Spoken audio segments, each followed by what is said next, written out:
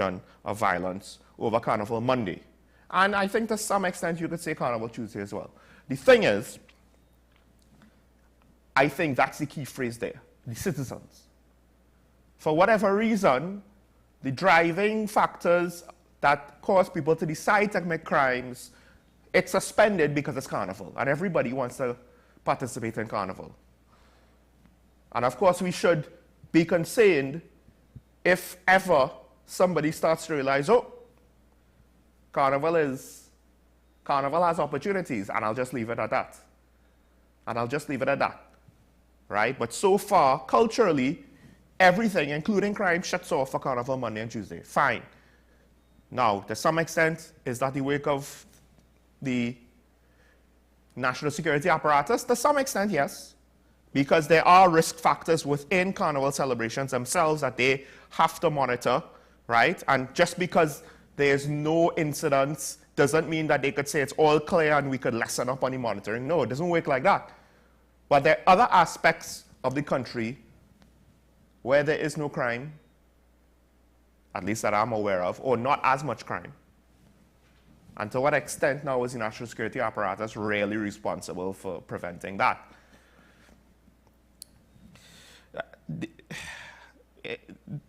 There was an interesting rule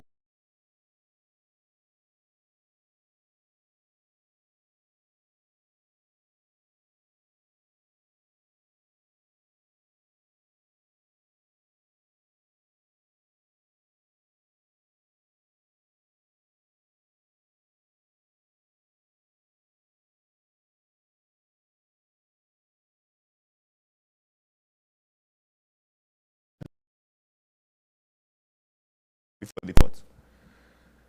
And then it went into a ruling where, well, publishing a mugshot, that has its connotations, that should not be allowed, and police policy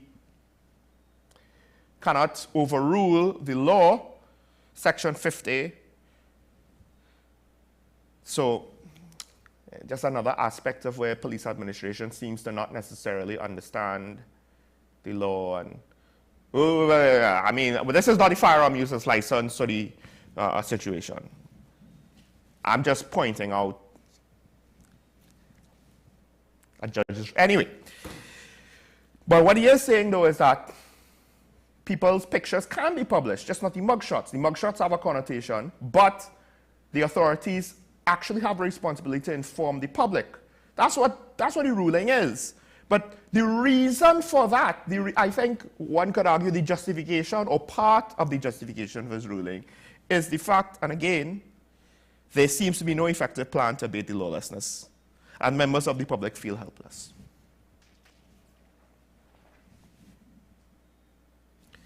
So, I get it. I understand. I'm not necessarily here to completely, rain on the minister's parade. But when you get the reports from the weekend, including, one United States citizen killed Sunday morning, a police officer was shot, another one, I believe, one was killed, murdered earlier. There was a fair amount of crime that happened right on the eve of Carnival, at least. And more or less the crime reporting kind of went unabated. Maybe there was a little bit of a break between Monday and Tuesday. But again, similar to when COVID cases are reported, what day do you attribute the crime to sometimes when it's reported after the fact? And I'll leave that there. Let's move on to the second story. Speaking about judges and their rulings, this is an interesting debate, and potentially one could argue an ethical one, because the court has decided that, well, the commissioner has been ordered to reopen the screening process for police recruits so that males shorter than 167 centimeters can apply, which from my understanding, rough estimates, is men 5'4" and shorter.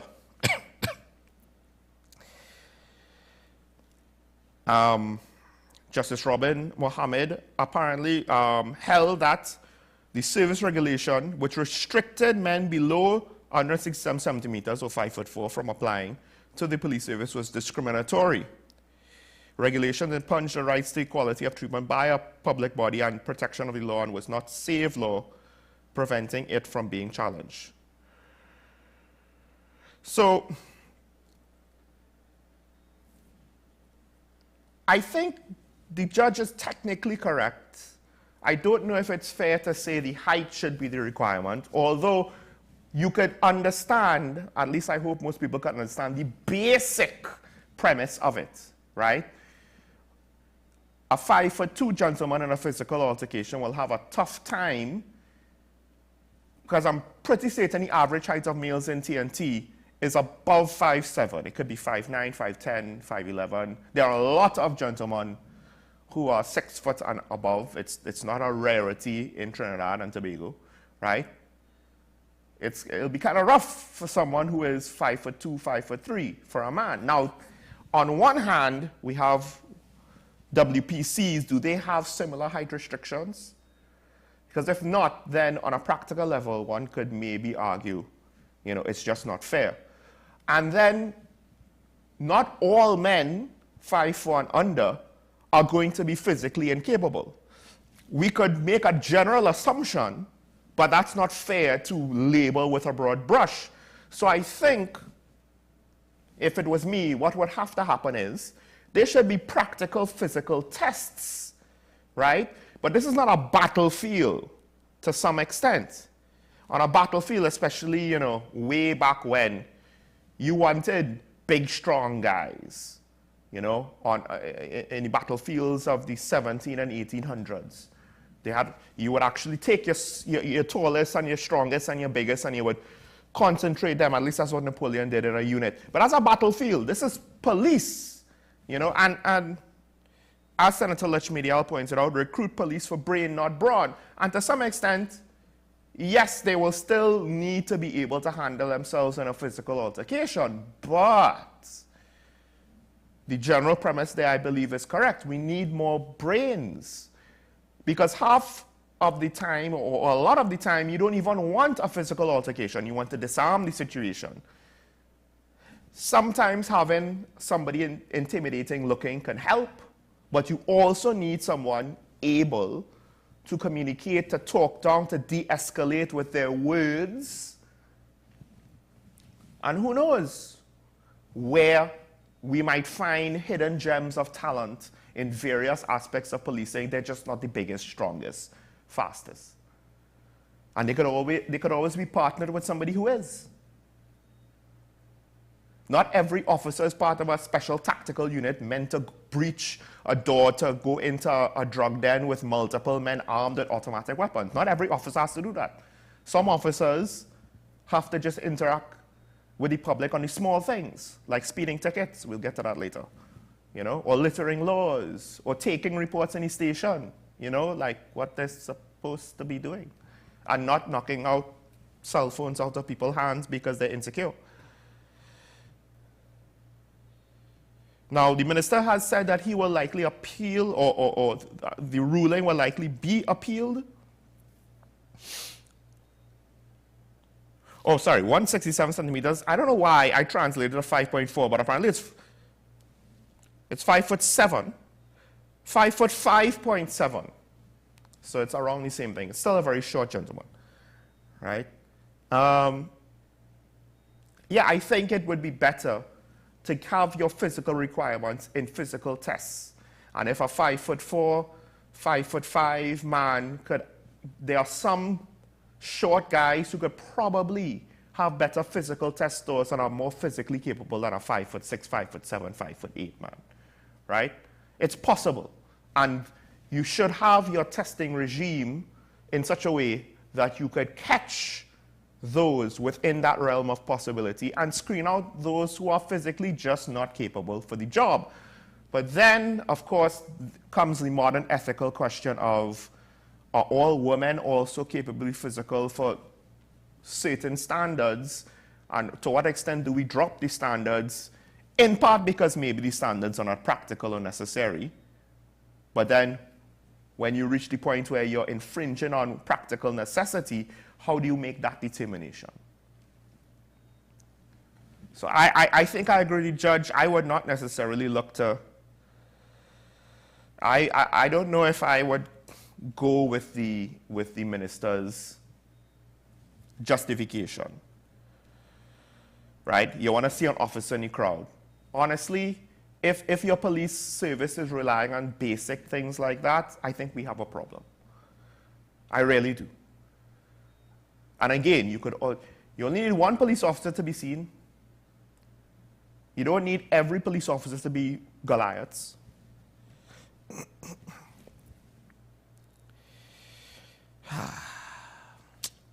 I don't know. All right, let's go through the rest of the daily review quickly, and then we could get to, well, one of the unfortunate things that happened over the weekend. But before we get to that, the first convicted human trafficker has been apprehended. He has been on the run for quite some time. This is Mr. Anthony Smith. 5 months, he was recaptured in Kelly Village. Now, and by reports, the police apparently did it right. They conducted surveillance on people known to him and eventually traced back his known associates to find him. Cool, right? The thing is, I get it. The headline is that the minister calls out critics. Now, I don't know it's difficult, right? I don't want to put words in the minister's mouth, but he's saying those who celebrated his escape in order to brand the state as ineffectual. I would like to hear their comments this morning because I knew, as I told them, it was only a matter of time. And to that I say, who, maybe your political opponents, to be fair, but outside of that, who else celebrated his escape? And to some extent, even some of the members of the opposition or those in the opposition party didn't necessarily celebrate his escape. I'm not going to say that none of them did, right? I'm not going to say none of them did. But I don't need to celebrate his escape to brand the state as ineffectual. He never should have escaped in the first place. It's only a matter of time that you're correcting an error that should not exist. That's point number one. Point number two, this legislation that he was convicted on, the law that was used to convict him, is from 2011. We're in 2024. Okay, it happened in 2023. 12 years later, 12, 13 years later, we got our first conviction of human trafficking. Let's not forget that a report came out under your administration which basically said that the Americans believe, I believe it was from the American embassy, right? The Americans believe that senior government officials are involved in covering up human trafficking in TNT, to paraphrase, right? So this is not something to celebrate. It was a colossal screw-up that 5 months later was rectified. Honestly speaking, by all rights, he shouldn't even have been in the country, because we know the borders are porous enough that he would have been able to leave if he wanted to. Right? We know this. We know this because COVID came through unabated, and the guns and drugs continue to come through unabated. So it's not that it was only a matter of time for you to catch him. He allowed himself to be caught by deciding to stay within the borders of TNT. On some level, let's just recognize that fact. If he really wanted to escape, I'm not saying it would have been easy for him to do it. I'm not saying that he would have wanted to do it. He probably didn't want to do it. That's why he didn't do it. But he could have hopped on any of the illegal smuggling vessels that go between Trinidad and Tobago. I mean, between Trinidad and Venezuela. And leave. And you would have never seen him again. And then the statement of only a matter of time could have never been said. Because that is a very simplified version of the practical realities of what was a black eye, because it didn't matter. Yes, even if you eventually recapture him, you still don't remove the stain of the initial mistake of letting him get on the run, escape out of custody in the first place. All right, next story. Some good news. Touchstone Exploration, TNT, they have discovered natural gas in the Cascadura field. Apparently they were drilling I'm not too sure if it was an exploratory drill site, but they actually didn't even have to drill as deep as intended before natural gas was discovered. Now, I don't know if they have a full estimate of how much gas is within this field, and I believe, based on the reports, that it seems as though they are not entirely sure, like the physical length and breadth, size of the field, the scope of how vast the field is, right? But it seems as though they're looking to potentially set up a well in order to have a more long-term drilling operation to try to exploit the natural gas that's there. Technically, it's good news, but as one of the things that Karen points out, with the current endeavors that were already on the books to try to get more natural gas to the country, the amount that each one could provide us on a daily basis is not close to meet the needs of our overall petrochemical sector. So to what extent this could help contribute? What are the actual deals with Touchstone? Will we get gas? Will they have to buy gas? Will they just more or less take all the gas and maybe, through the LNGs, sell it as liquefied natural gas? We'll still get a cut with regards to, the process along the way, but I myself, I'm not entirely aware. Touchstone has 80% interest. Okay, we have 20% working interest, so I would assume we could potentially get 20% of the gas, which would be a good thing, but again, how much of that will actually bridge the gap of what is needed compared to what we could produce or purchase right now. But still, it is overall good news. We have to still view it within the lens of practical reality, but it is good news. Last story. Sorry, second to last story. Stakeholders, with regards to Paria, they met with the DPP. They were pleased with how he communicated. This is the DPP's probe into Paria, right? That doesn't necessarily mean that charges are coming down the pipe, but he took a letter, I believe he took a meeting with some stakeholders, and we'll have to see how it goes from there, right? The officer of the DPP said that they are concerned about public statements, and I guess, yes, with regards to criminal trials and muddying the waters, all of these things that they will have to be under consideration. But then the other thing is also corporate manslaughter in TNT is based off of common law, is based off of precedent. I think another way you could put it. It's not actually legislature. So now, to some extent, the DPP has one example of a previous case where a judge made a ruling.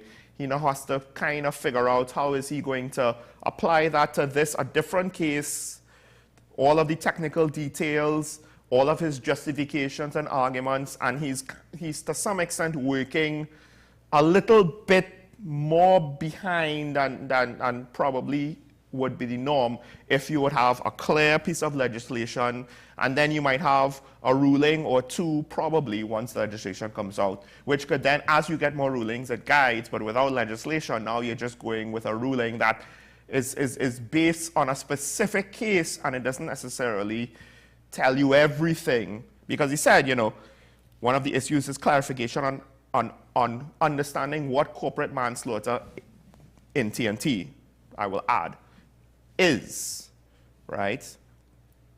So, but I am content that the stakeholders at least are happy so far. And now let's move on to the last story, which is a bit of a doozy, to be honest. This is both good and bad. The weekend, I believe it was Saturday and Sunday, 2 exercises were carried out just before Carnival. 70 speeding tickets were given out. 60 during the exercise on Saturday on the Solomon Hocha highways.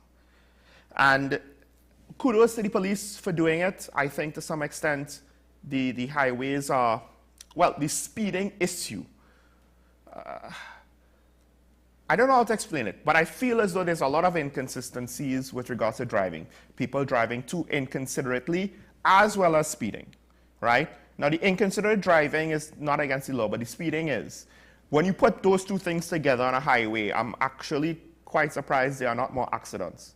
because there are times when I'm driving on the highway, particularly on Solomon Hochoy, and it gets to 2 lanes, and I'm not comfortable because it's difficult to predict what people are doing, and then there are people who want to either drive really slow and clog up the highway or break the speed limit, or cruise over the speed limit, not even overtake over the speed limit. So I think it's good to see speeding tickets being issued, because at the end of the day, yes, I get it. It's not as though we have an avalanche of car crash victims, but we have too many. One is too many. And this is a way to alleviate it. We just hope and trust that these tickets are in good faith and are not, there's no funny business around there. Most of it would not be, right? But Saturday they had 70. There was another exercise. It seemed to be maybe of a smaller scale. 12 tickets were issued on Sunday. Of course, with all the alcohol and the fetting, they put extra effort to try to minimize drunk driving over Carnival, I would imagine, right? And speeding is part of it. So I don't know if this sort of initiatives could continue, because with our traffic situation already impeding the flow of traffic, that it costs society probably more than we think. All right, over time, but it's fine. Let's take a break. When we come back, of course, we get into the big story that came out late last week into the weekend, and that, of course, is what happened with the mysterious boat that sank in Tobago and has now left us with a bit of a environmental disaster. Stay tuned. This is Talking Point on WSN. We'll be right back.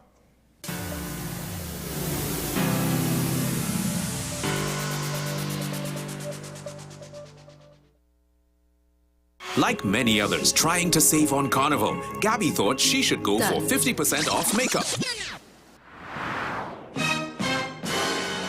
What about the other side? Well, Daisy 50% off offer. So you know. No makeup artist we don't know. What we do know is the savviest savings for Carnival are at KFC. Get a Jab Jab box, 1-piece chicken, 1 regular fries, and a biscuit for only $25.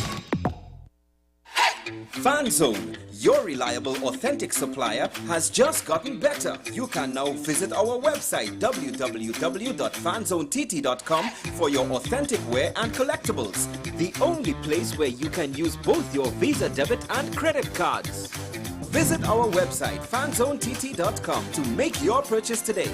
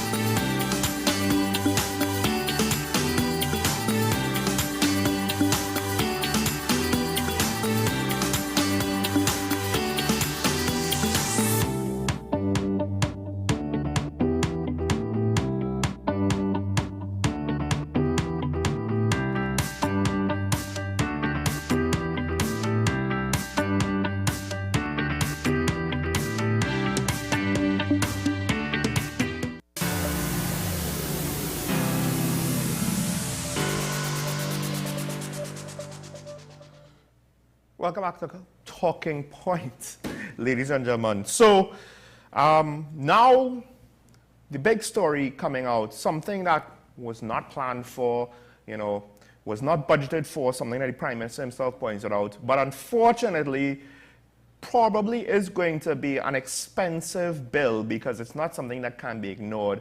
A mysterious vessel of which I do believe, I'm not sure if the authorities have been able to identify even what type of vessel it is and what may or may not be in its cargo hold, if it has any cargo in its hold, capsized at some point within the vicinity of Tobago, and it carried a significant amount of fuel. I would assume this to be the vessel's own fuel supply.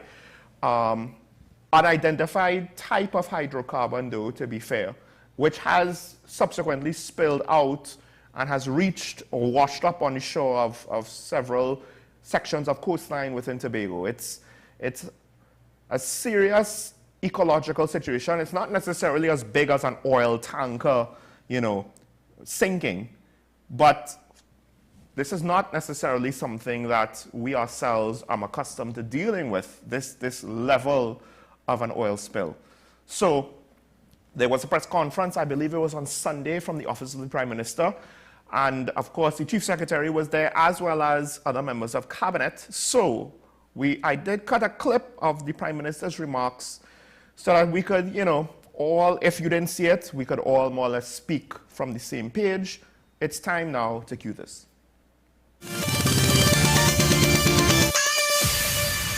Let me get audio because...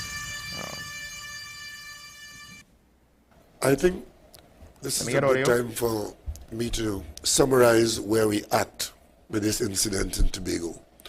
And permit me, or excuse me, if I only speak about what we know and we leave the speculation out of the conversation for the moment. Fact number one is that an unknown vessel has apparently drifted upside down into Tobago's littoral zone. That vessel, we don't know who it belongs to. We have no idea where it came from. And we also don't know all that it contains. What we do know, it appears to be broken, having made contact here, and is leaking some kind of hydrocarbon that is fouling the water and the coastline. That vessel could have come to us from any kind of operation, especially if the operation is illicit.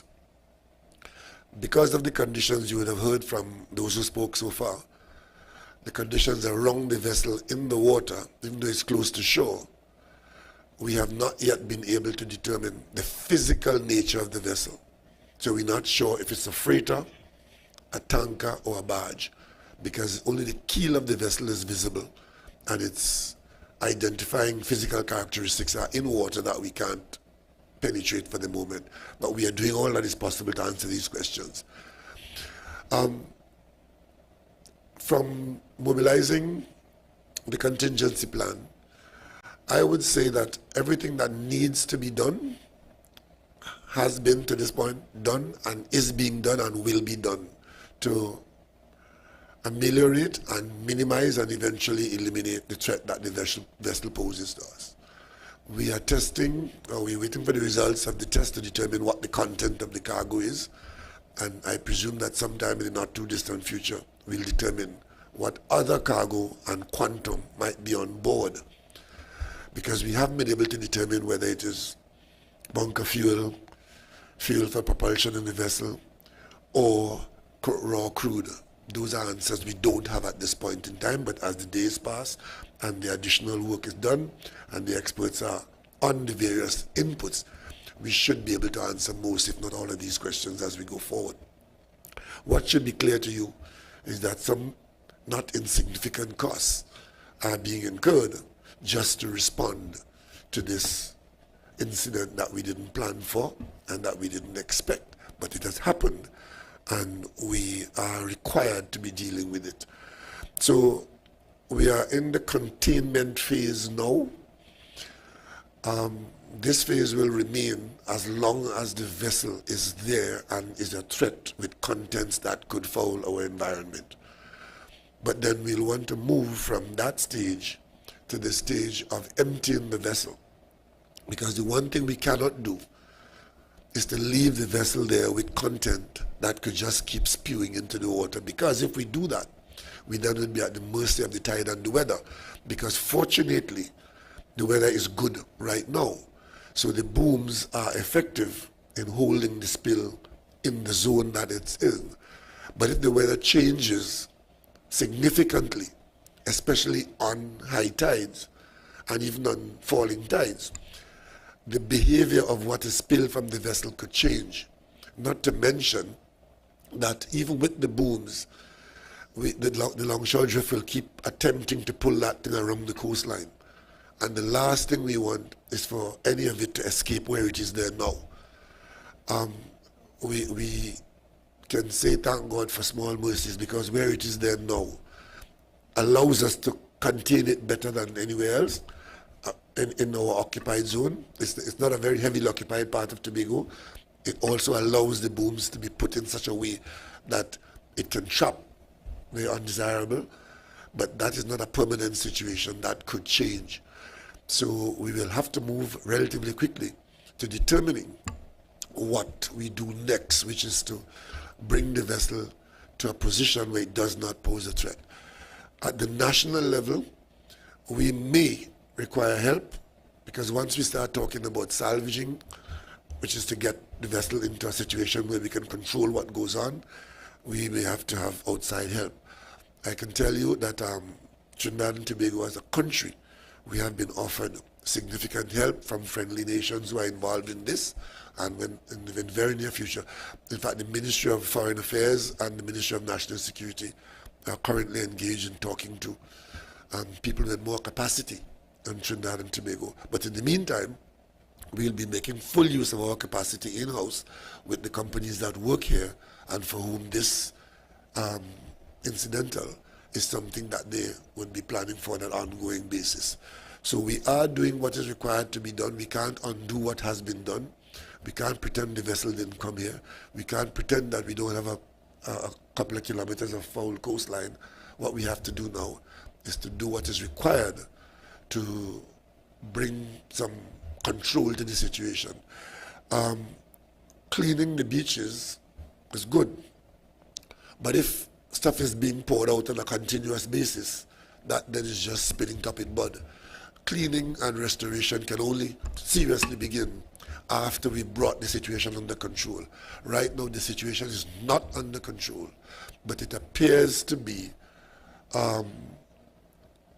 under sufficient control that we think that we can manage. If it doesn't worsen, it should get better, because as the bigger booms come in, we'll be more confident in controlling it, and as we suction away what is leaking, then we are in a much better position than we were within the second or third day of the event.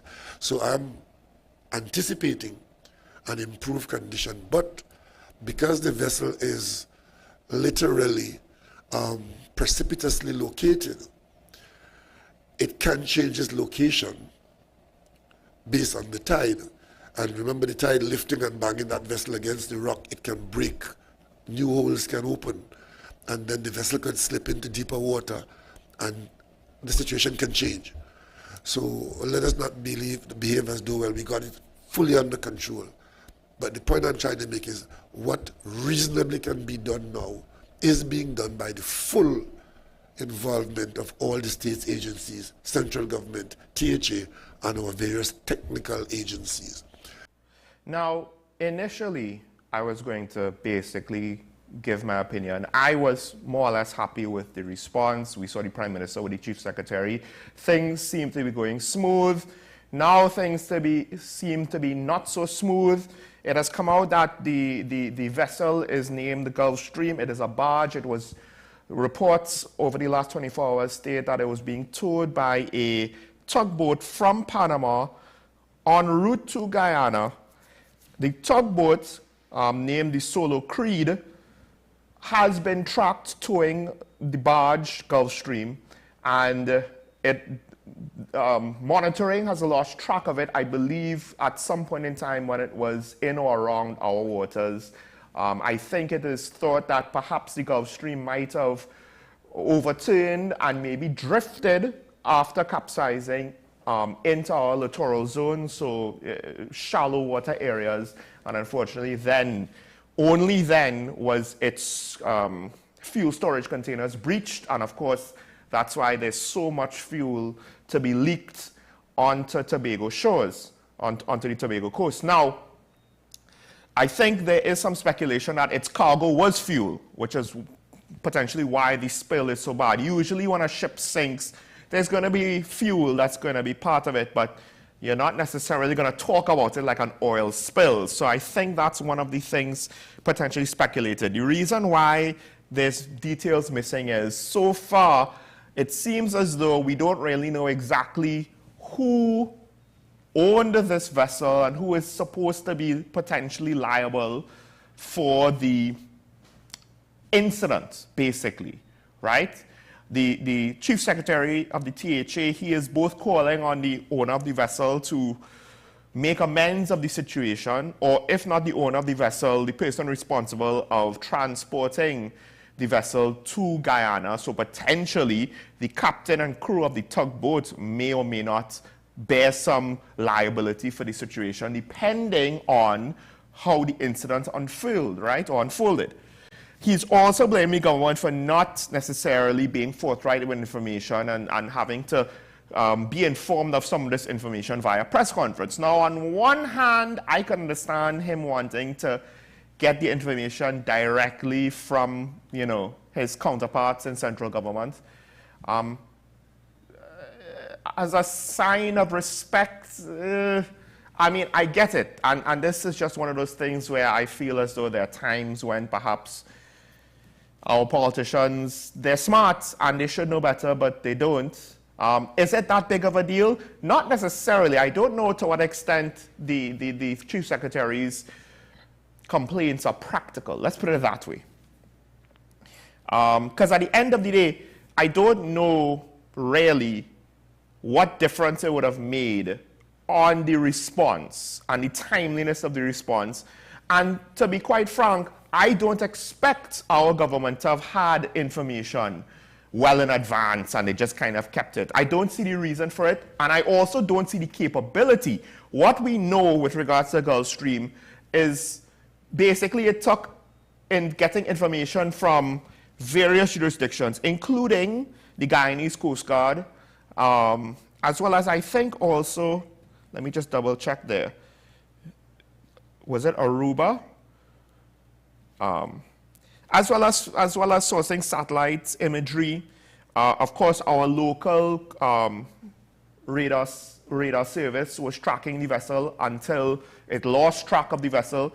But here's the problem. We need to understand, this is not Hollywood. This is not a TV show where you just magically have a camera in high resolution that will just magically pick up the tugboat in real time or look at sinking. It's not that easy, right? A camera on a satellite looking down on any section of the globe. A barge that size is like a needle and a stack of needles, right?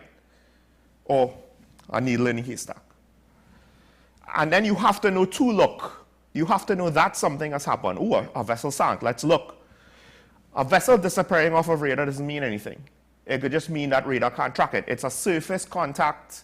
You're in the water, these things happen, right? You lose track of a vessel. That doesn't necessarily mean that it sank, right? It could have had a mishap, but it could still be on the surface. It could have just continued on its merry way.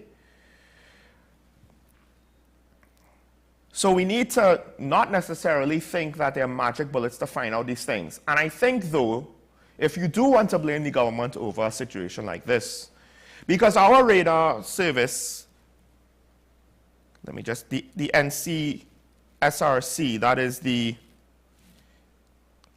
let me make sure I have it, the National Coastal Surveillance Radar Center was tracking the vessel at some point in time.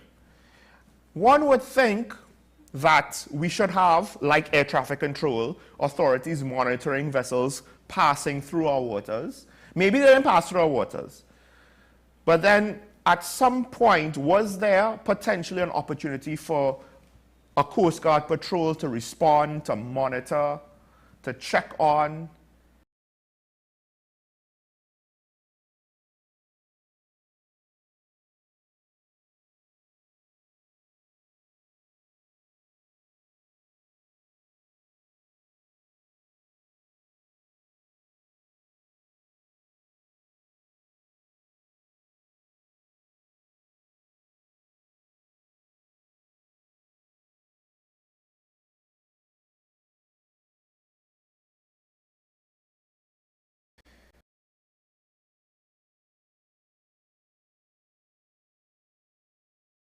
I'm assuming they were traveling to our south, so it's not as though they were in open, free international waters. I don't know why nobody responded, but to some extent, if we had regular Coast Guard patrols, in theory, to protect our maritime borders, potentially they could have maybe tracked this situation and potentially responded to the situation. It's not guaranteed. Let me make it clear. There's no guarantee that that could have happened. But we lost the potential of our Coast Guard being a first responder to this incident, I think, by our, and maybe there was a patrol out there that day, but so far there doesn't seem to be reports of it, and I can't make that assumption just given the track record of our porous border and lack of seaborne patrols. Because one has to ask the question, how is it that a tug and a barge is just able to, mosey on by, apparently without anybody having significant amounts of tracking? Who are you? What are you doing? Why are you there? Given the fact that we have concerns about smuggling, how is it that potentially, depending on where it may have crossed into our waters or not, a barge and a tugboat just passed through the joint maritime zones of Venezuela, Trinidad and Tobago and Guyana, apparently, Colombia, and we have no idea who it is or what its business is? Shouldn't that be somewhat alarming? Now, the response to this, one of the Chief Secretary concerns is the financial aspect, and he's right to be concerned about that. The Prime Minister said this is not something that's budgeted for, this is something completely unexpected. And to some extent, I can appreciate the fact that the response is going to be a little less than what we would like, because it's not as though we are accustomed to responding to these types of things. This is a very unusual situation, to be fair. But the Chief Secretary is right to be concerned because he has a limited budget and it's smaller than the national budget. To what extent central government is going to release the funds in a timely manner? I think TIMA complained about getting resources with regard, or logistical support with regards to this. Now, the Prime Minister, I believe he referenced the fact sargassum is actually helping absorb some of the oil. We want to get rid of sargassum anyway, generally speaking. So there's some minor positive benefit or unintended consequence. And nature will eventually clean up the situation itself. It just will, right? But that takes time. And while that's going on, there has to now be concerns about potential pollution and contamination of certain fishing sites, or just generally potentially fish off of the southeast coast of Tobago in general, as well as what harm it could have in the short run to the ecosystem. And who knows how long it would take for the ecosystem to bounce back. Again, over time, nature can clean up the oil spill, but it's not necessarily the best option. So there are a lot of questions still going around. I understand the Chief Secretary's concerns. I think that it's not necessarily wrong of him to have it. I would just caution him, getting information over something like this, it's not as though it's as easy as it is on a television show. CSI is a lot of fiction. But we have to ask the question, if we had a properly functioning Coast Guard, if maybe we had Coast Guard vessels with radar and helicopters, longer range Coast Guard vessels, whose part of their job would be to track mysterious contacts out in open waters, doing who knows what, when we have concerns about smuggling within our maritime borders, you know? But we don't have those things, and that's a whole other story. You know, we got life support. Funny how that didn't really, you know, a social program that was done in the past that didn't impact crime today because we have issues with social programs and social issues and with our young men. It's funny how the feelings just are compounded one on top of the other. It is what it is. There are questions to be asked. I am not necessarily happy with all of the details coming out of this, but we'll have to leave that for now. I expect more information might come out soon, at the very least with regards to the cleanup. Hopefully we'll get good news, but we have to take a break. When we come back, we'll open up the phone lines. We'd like to hear from the viewer. Depending, if we don't get a lot of subscribing phone calls today, we could get an update also from Guyana with regards to what's going on with this border dispute with Venezuela. Stay tuned to WSN, the content capital. This is Talking Point. We'll be right back.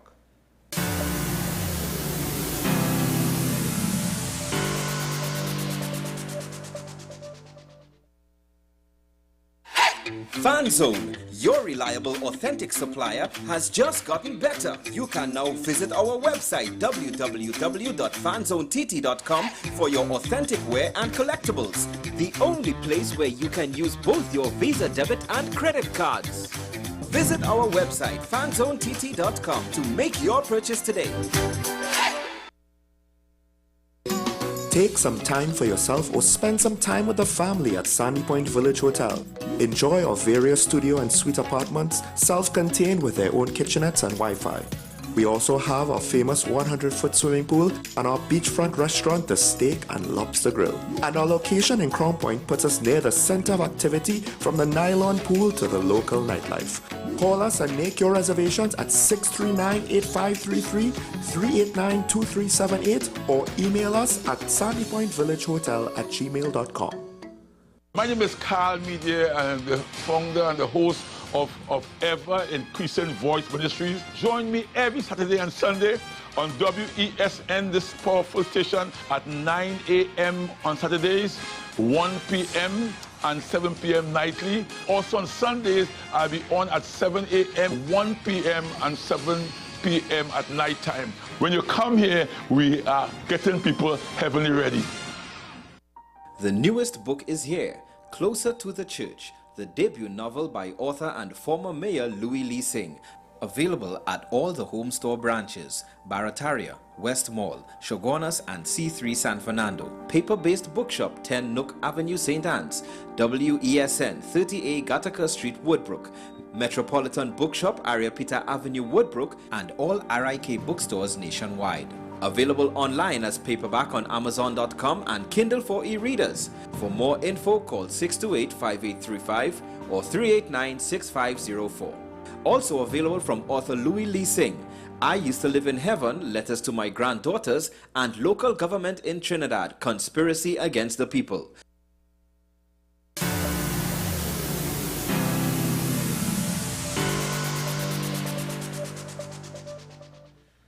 Welcome back to Talking Point, ladies and gentlemen. I started off the show with some anecdotal observations of the current property tax point, the current stage, the current state. It's not actually fully implemented yet. I do believe we're not actually paying just yet, but there are a lot of questions with regards to that. There's some interesting national security stories still out there. Of course, members of the opposition or anti-government parties, they're pointing out something very important. You know, do we just want our police officers to be big and strong, or what other capabilities should we be looking at, and to what extent should we be compromising those capabilities for just size?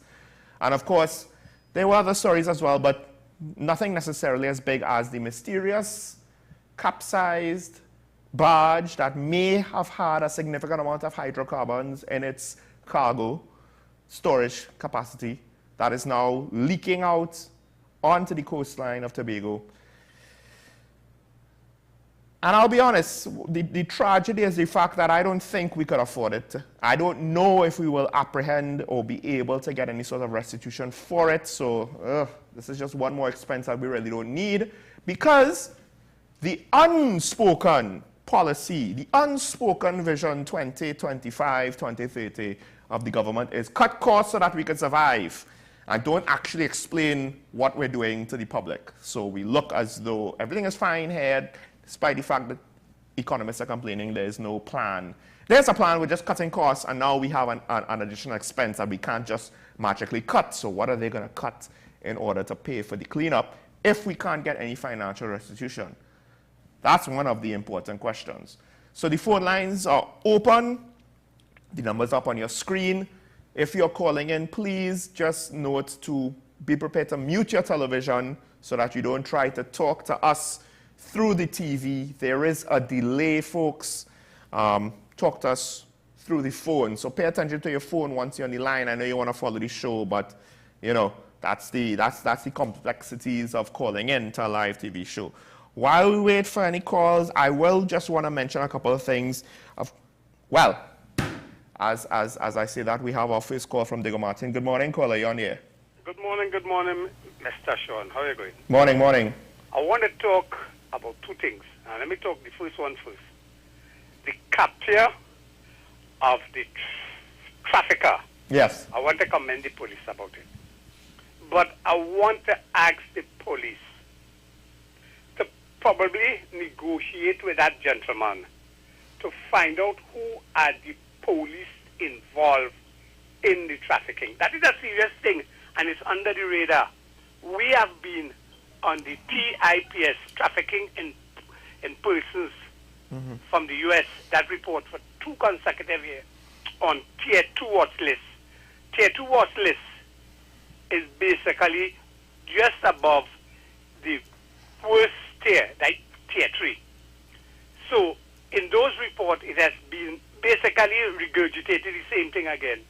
Police holding people not prosecuting. A number of police have been investigated.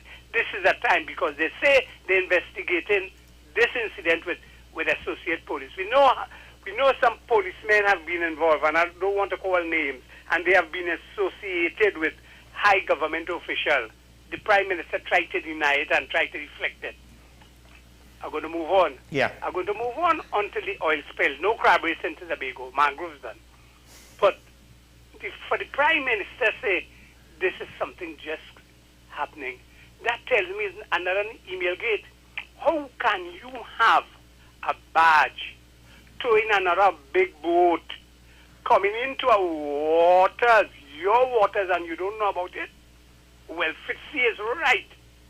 He needs very, very tall Coast Guard men to have surveillance because the radar not working. Because you can't tell me your border is so compromised, because in late October 23, our Prime Minister went on a Coast Guard vessel, spent the whole night surveilling Trinidad and Tobago. The question, and I'm posing with a parliamentarian hat and asking a direct question to the Prime Minister of Head of National Security, how many surveillance has been done since you spent a night on that boat? October the 23rd to now. Tell us, the national public, how many times the Coast Guard went around, because it appears that the Coast Guard is playing Trump and follow suit with Fitzy, sleeping on the job, or they're hiding it. Because see the report, they found out that the boat came into Trinidad, Yes, yes. and they lost all the information when it's in Trinidad waters. So how, if you lose all contact in Trinidad waters, it had to be in Trinidad waters. The UFO didn't come down and take it up. So for the Prime Minister to go to Tobago 5 days after and tell us so many compromised information tells me email gate number 2. I'll go and have a nice morning. Thank you, caller. So it wasn't, the reports are that it was tracked by radar, by our radar site, by the NCSRC, within our waters, right? The littoral zone is like coastal, shallow waters, but our maritime zone, exclusive economic zone, will extend further than that. So it was within our waters, and yes, you're right. Now, part of the issue is I am wondering, why is it that a vessel got into so much difficulty that it sank, essentially? Why was there no mayday or call for help? One would imagine, even though it's being towed, it's not going to be completely empty. They would have a skeleton crew to just monitor the vessel and make sure everything is going right or whatever, right? Again, it's a barge. It's not, I would imagine it's not supposed to be an ocean-going vessel, but it was within our waters. To some extent, it should have been monitored. When contact was lost, eventually, potentially where it was lost, the technicians, the radar operators might have, you know, well, we have a concern. We lost contact with vessel X in this area, and we haven't picked it back up within 15 minutes, within an hour. If it was further away, then it would be different. But if it was in our waters, maybe if we had a Coast Guard patrol, they should have been, you know, go and check out and see what happened here. But I'm assuming we didn't, because that did not happen. But like I said, it seems as though unless we get reports about what happened, there are no reports that any emergency was declared. So that would contribute to authorities having a very lackluster response, to be fair. But as you pointed out, our borders are not secure. We're just allowing people to just pass through without any sort of identification or notice. Well, yeah, we need the taller Coast Guard officers. Unfortunately, we need them on ships, not on the shore. We have Claxton Bay on the line. Good morning, caller. You're on here. Morning, Sean. Morning. Morning, Mr. Fisherman. Yeah. Speculation. When a bar don't have an engine, a bar just be towed by with a tug. Right. Right? Speculation people are saying is the engine oil. A bar do have no engine. Right. So that was, for instance, that to me seemed like this bunkering. I mean, because just imagine a couple of years ago, a barge from Australia, a chemical barge they were supposed to take. I don't know if you know that story, but it's a couple of years ago. And months after, they tracked that barge, and that barge was working in Trinidad. A chemical barge. A couple of years well, maybe about 15, 20 years. Right. So that leave Australia, which is supposed to sink it. It's a chemical barge, they used to pull chemical. And you might know that story. And that barge was working in Trinidad. And they tracked it. Somebody in Trinidad bought that barge. So everything is illegal. Look, just imagine, I could remember a couple of years, I was in that. A truck leaving the Bun Point of Pay with umpteen amount of gallon of diesel. It have insurance, it have license. You can't find the owner. Right in class, they bought that racket. And nothing comes off of that. I don't know if you can remember these things. Maybe you're a young man at the time going to school or something. But I know all this because me and my brother coming about 2 o'clock in the morning, and we smell the diesel outside our port. So we check it and we wait coming from through the mangroves. And when we get the authorities, the whole truck was offloading diesel, a container. But nothing comes off of these things, the whole these, the how you call this culprit. Yeah. It's real corruption in the seas. I mean, I have real common sense, I know these things, but how to prove it? Yes. As a normal individual, it's a real racket. All right, thank you, officer. Thank you, caller. I mean, I'm sure there are cynics who will put forward the theory. I'm not saying this happened, but can we discount the possibility that somebody, you know, spoke to somebody and something passed under the table, I won't say what, and, you know, I have heard stories in the past where at times, you know, patrols didn't happen because somebody got a phone call, right? Things need to pass through. And the thing is, yes, there are a lot of arrests and charges laid and prosecution and convictions happening that we don't know about. But to some extent, similar to what Judge Tipasad said, you know, the authorities have a responsibility to inform us of things. One of the things that they should inform us on is when crimes happen and what comes out, what is the result of the criminal justice system dealing, when applicable, with those crimes, so that the public will know, hey, this is going on. That is going on, and it's illegal, and we're dealing about it, so that other criminals will know that they're not safe. with regards to the first caller's first point, I'll respond in a second. We do have a caller from Woodbrook. Good morning, caller. You're on the air. Hello, good morning, Sean. Morning. I'm sorry I can't join you on the program today. Nevertheless, I actually just called in. Whilst I have a lot to comment on, I just wanted to wish you a very happy belated birthday. Yesterday was your birthday.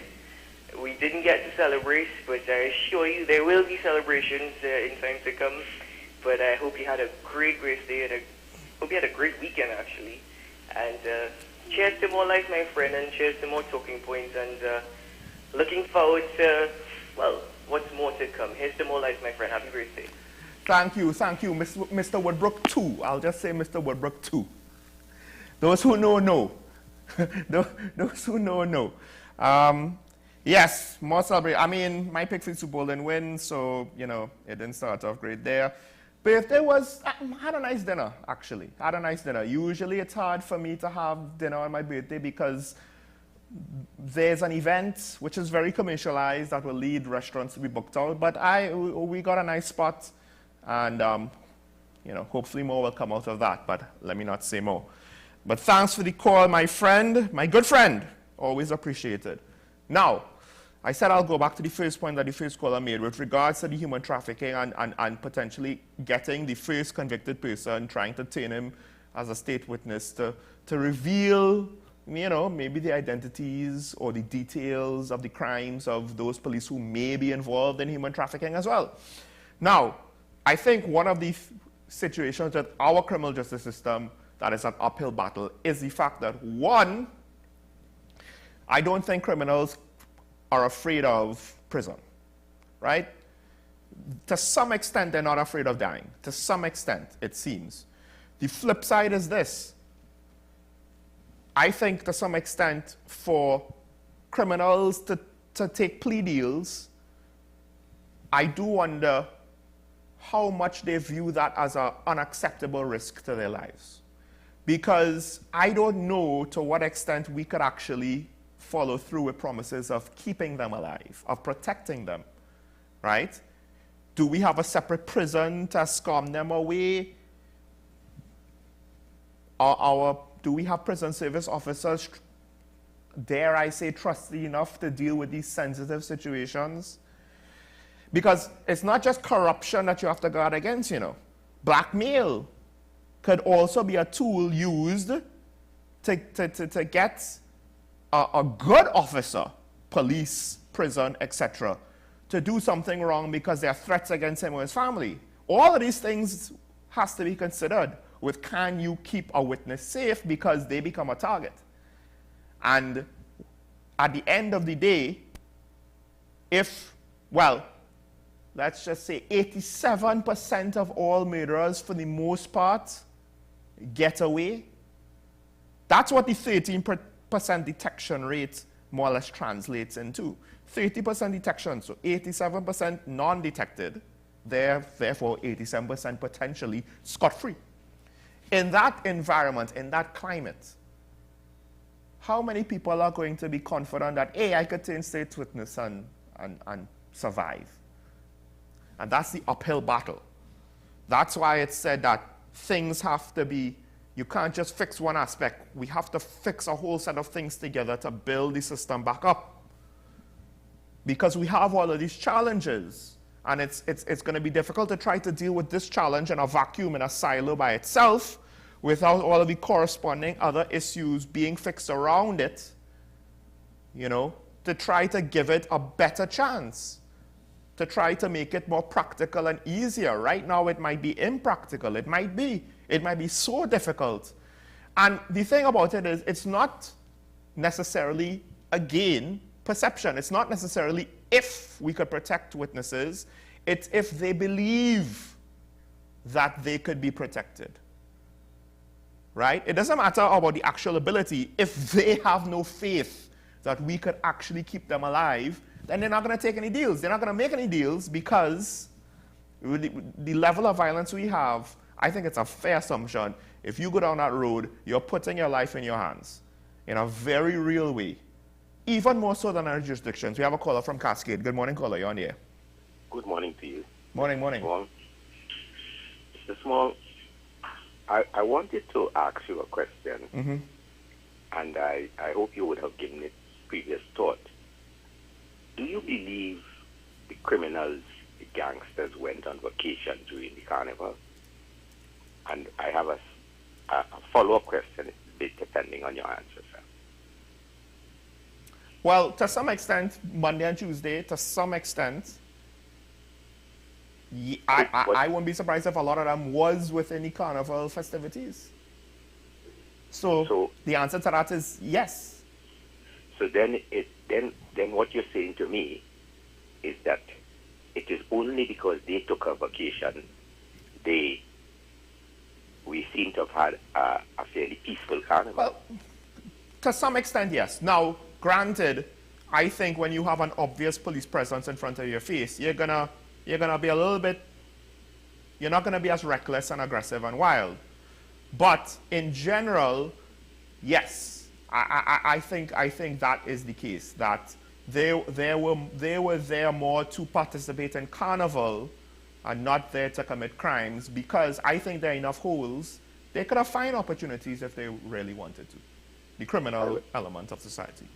Well, I want to believe that we are giving the police less credit than they're capable of. Because I think in the month leading up to Carnival, if I am to believe what I hear, it would appear that the police had taken a number of initiatives in terms of detaining gang leaders and what have you.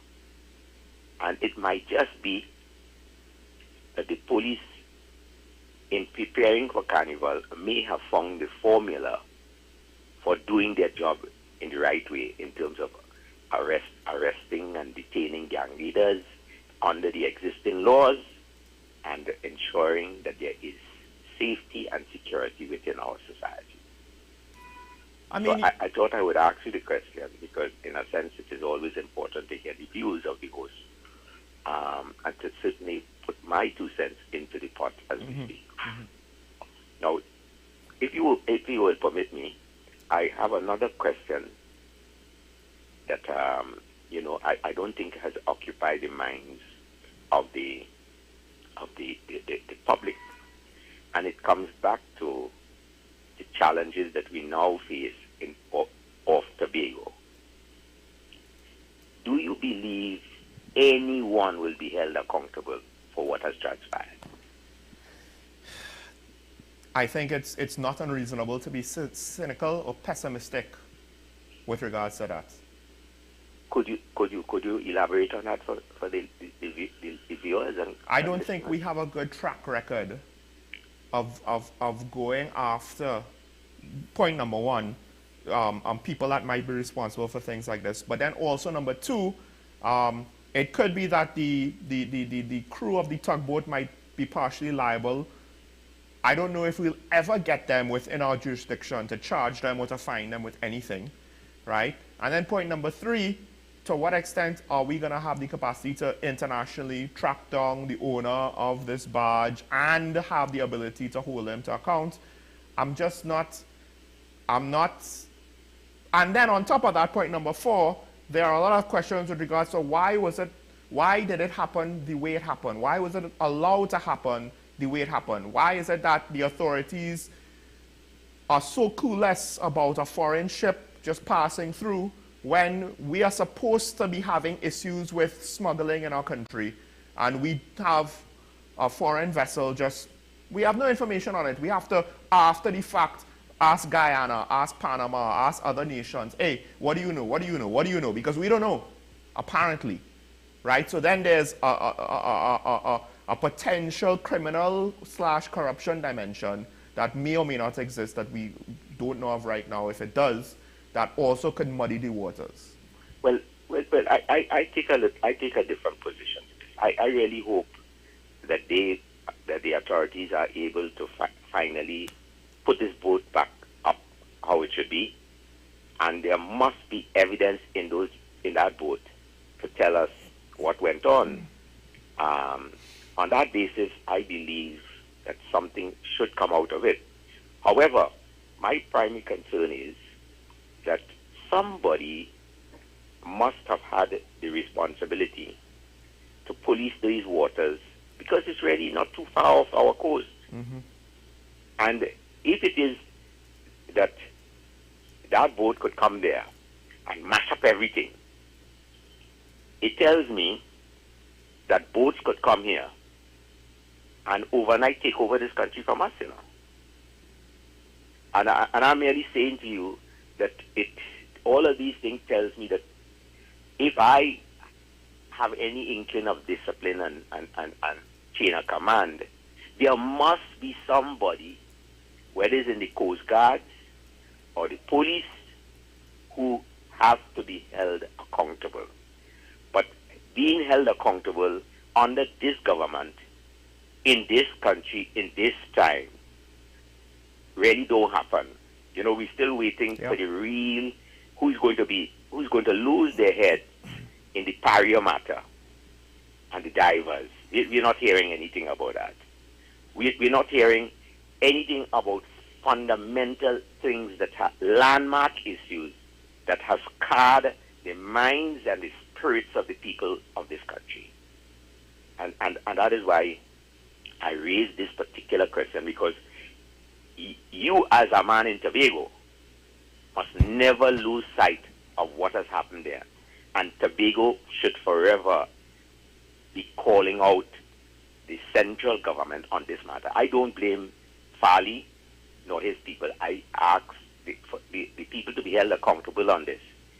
It's the chairman of the National Security Council, the Minister of National Security, the police now, etc., etc. I bid you a good day, and I look forward to your continued discussions, post-carnival discussions, because I think it's healthy. It is now that we should begin to continue to make the points about the carnival so that we could improve the carnival. And when you continue that debate, I certainly would want to join you sometime soon.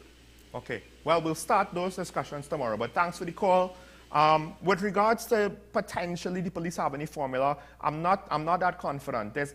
Part of the reason why crime is abated leading up to Carnival is because of the events leading up to Carnival, and to some extent, it's not totally ended, it's not totally suppressed, but criminals want to take part in the festivities as well. It's part of the culture, and they're from our neighborhoods just like everybody else. Also, I think part of the formula of the TTPS is to throw bodies at the problem in an unsustainable way, because there's a report coming out. The Police Social and Welfare Association has basically said that the members are complaining about being overworked for Carnival, arduous working conditions, subjected to long working hours, no washroom facilities, no backup, nowhere to rest. And one could say, hey, what are they complaining about? They have to do the job. Do you want to have to hope that a police officer who might be working a 12-hour shift, the tail end of a 12-hour shift, and then might be stuck picking up extra hours out of necessity, he is going to exercise restraint, caution, good judgment, and polite customer service, social interaction when dealing with members of the public? Especially since if anybody worked with regards to customer service, they'll know the challenges of how the public can be. And the police might have a different variation of it, but it'll be challenging all the same. No, to some extent, if we want them to exercise good judgment, we're going to need them to have a certain amount of rest, a certain amount of not being in arduous conditions, which could be demoralizing and exhausting. But at the same time, we did see positive outcomes with exercises. To what extent it'll impact the violence, and it wasn't just the circumstances of the period suppressing the violence. You know, it's difficult to know. We'll have to see. We could only really judge murders on a year-to-year basis to have some sort of accurate grasp on what is the level of violence in the country, as well as what is the level of murders in the country, but the level of violence on an individual basis, what type of weapon, how much ammunition, how many people were killed, stuff. That is still at times alarming. Now, I want to wrap up with what you said. And I more or less said the same thing. the main thing to me, and this is what I do hope come out of it, but I'm too much of a cynic at this point. I don't know to what extent, I'm not idealistic enough to hope that this could happen, but it should happen. This should be a wake-up call with regards to something that I've been saying for months now. Where is the accountability on the Coast Guard? Because we saw a similar thing, and I made the connection, right, of the similarities. When in the Joint Select Committee, the commissioner basically had to admit that officers were disregarding instructions to use body cameras, right? So first of all, I'm just going to say it straight up. It's stupid for any police officer to not use a body camera, because a body camera will protect you, the police officer, from false allegations against you by members of the public who would be making allegations in bad faith. It's protection for you. So if you're not using the body cameras, apparently you have something you want to hide. Now, if there's issues with the procedure on the use of body cameras, it should not be that the members just say, well, we're not using it. Somebody should take the initiative to get it done, or stakeholders on multiple levels, right? But we didn't hear that, so I can't make an opinion on that. But it's the same thing, not obeying instructions. That's what the commissioner said. The commissioner, regardless of the truth of the matter, she admitted to officers not obeying instructions. And that's a lack of accountability. And then we could look and see, based on results, similar things happening with the Coast Guard. With the Defense Force is different, but with the Coast Guard, the lack of results, the lack of patrols, the lack of border security, and the question remains, if a service, if a paramilitary or military service has a clear mission, right? We don't need you to provide personnel to patrol criminal hotspots. We don't need you to have patrols in the jungles and the mountains. We don't need you to monitor the ports alongside customs. We need patrols on our maritime borders to secure our maritime borders, which we know are not secure. You have a clear mission, and there are no results. That means that people in charge get fired. That's what happens in a military organization. You have a mission, you fail the mission, you get fired. Why do we keep you? You're not fit for purpose. But there's no accountability. Now, the accountability has to go, whoever failed in the mission, their superior has to hold them accountable. And if the superior doesn't hold them accountable, that superior fails in his mission, his superior has to hold him accountable. And it goes up like that, up the ladder. Each person up the ring is supposed to hold the person underneath them accountable. That's their mission, until we reach to the head of the National Security Council and the Minister of National Security. Now, the post of head of the National Security Council, that's, I don't know exactly how formal that is, right? But the minister is the minister. And all I would like to say is, I haven't really seen the Minister of National Security, or I have heard nothing, or I have no reason to believe that he has had the capacity to hold anybody accountable in any capacity with regards to holding up people to do at least the basic minimum of what we need them to do. And I'm pretty sure no one could reasonably say that the Coast Guard is doing the basic minimum of what we needed to do. It might make me very popular amongst the Coast Guard, but the results are out there for all the public to see, all. And the police can't do anything about this badge. This is all a Coast Guard thing, right? So again, I have to ask, was there a dimension of somebody made a call and the tugboat was allowed to pull that barge through, no questions asked? Doesn't have to be an illegal tugboat, It could be just that they're trying to avoid red tape. That is the unfortunate reality of TNT. Corruption starts off with, oh, there's too much red tape, I need to cut through it to get what's entitled to me. That's technically wrong, but it doesn't hurt anybody, except it does because it opens the door for further corruption. But regardless, it was in our waters. There was no Coast Guard patrols. A ship just goes missing, and then it turns up. That's called getting caught sleeping on your watch. And when a soldier or a service member is sleeping on their watch, well, in more brutal times, there will be more brutal consequences. But again, you're failing in the mission.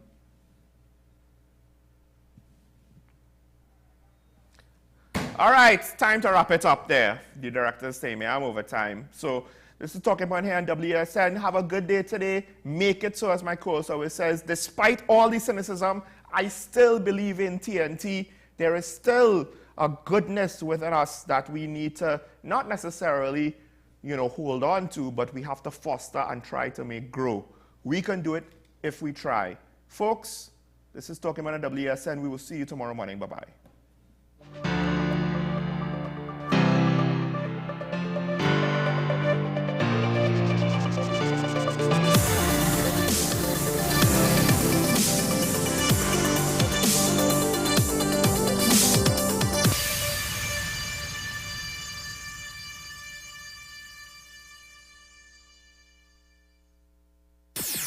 WESN.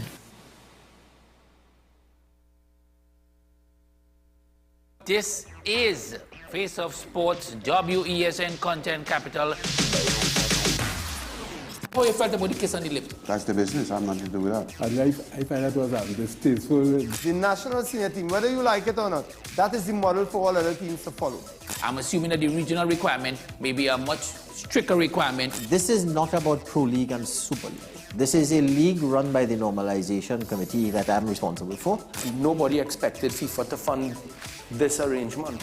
If we don't get a professional attitude towards this, we are doomed for failure. You break the balance, trip the leg, control the body. They ain't gonna stand put forever. Why you want the Chiefs to lose so? Why you want the Chiefs to lose so? They already have two. Lamar don't Why? have. You're jealous because you know the Chiefs getting closer to the Patriots. Let's go to the last part. No, of the game. no. Let's go to the last part.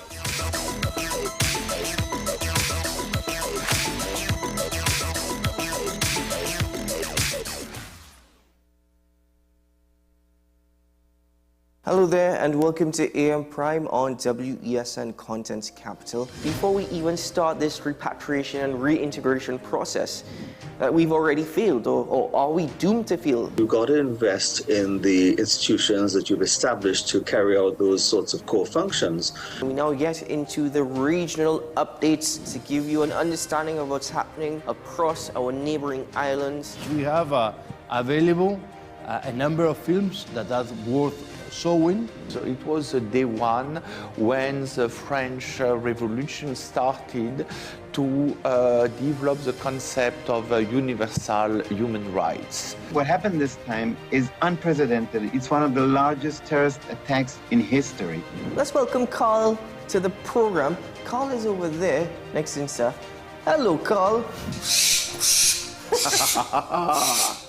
Silky anteater or pygmy anteater, and we have two of the three species of anteaters right here.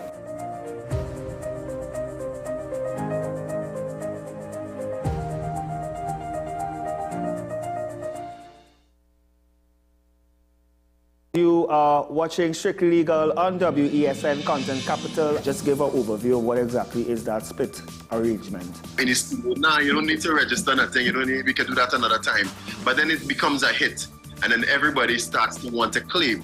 The laws that predate many of the independent countries' constitutions are going to be those colonial laws. We know there are an infinite amount of circumstances that would lead to a murder. I have a great idea and I have a great concept, but until it's actually expressed, it does not become intellectual property. Accomplishments or targets of a forensic accountant is to quantify what may have been lost.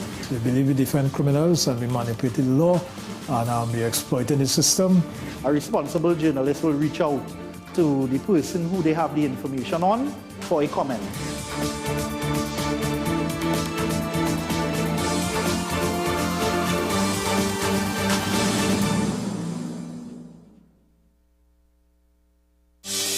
Join me, Dr. Nalini Kokram, on What's Up Doc, where we discuss all your burning questions concerning health.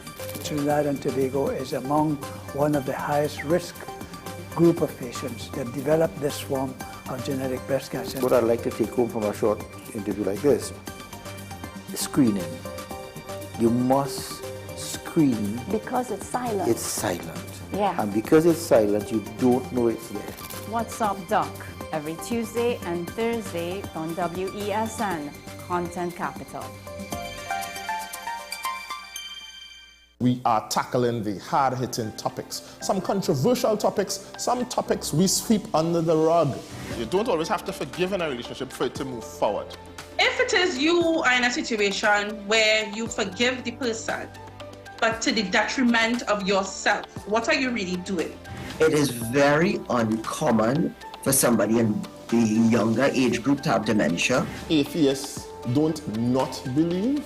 Is that I can't disprove God, but you also can't prove God, so we kind of at a stalemate.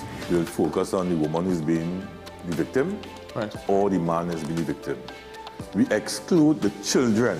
Folks are trying to study the underlying brain mechanism to figure out how does this particular disorder happen in the brain? How is the brain processing this? Don't worry about AI, worry about humans working with AI. Are you willing to learn new skills to stay relevant for the future job market? That's the challenge that people are going to struggle with.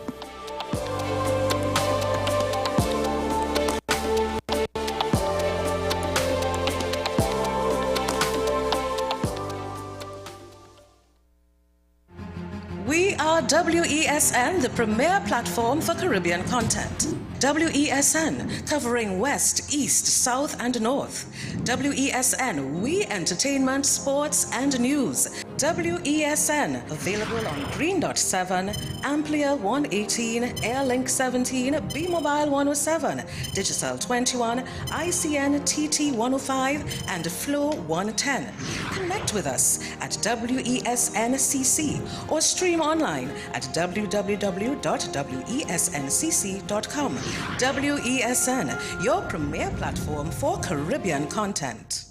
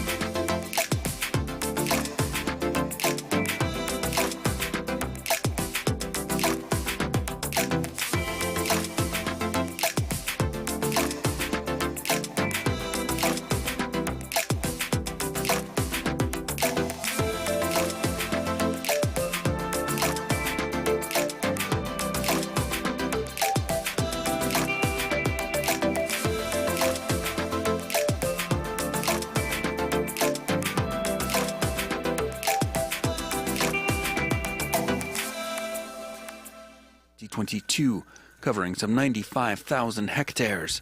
The country produces around 400 tons of cocaine per year, most of it exported to the US and Europe.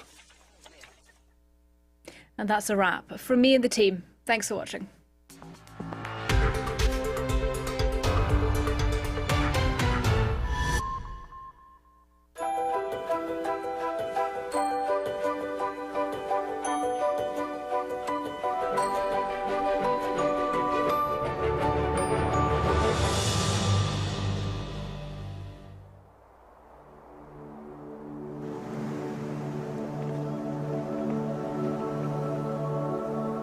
Nestling 400 meters above sea level in the heart of the Alps, Lake Annecy radiates 1,000 shades of blue.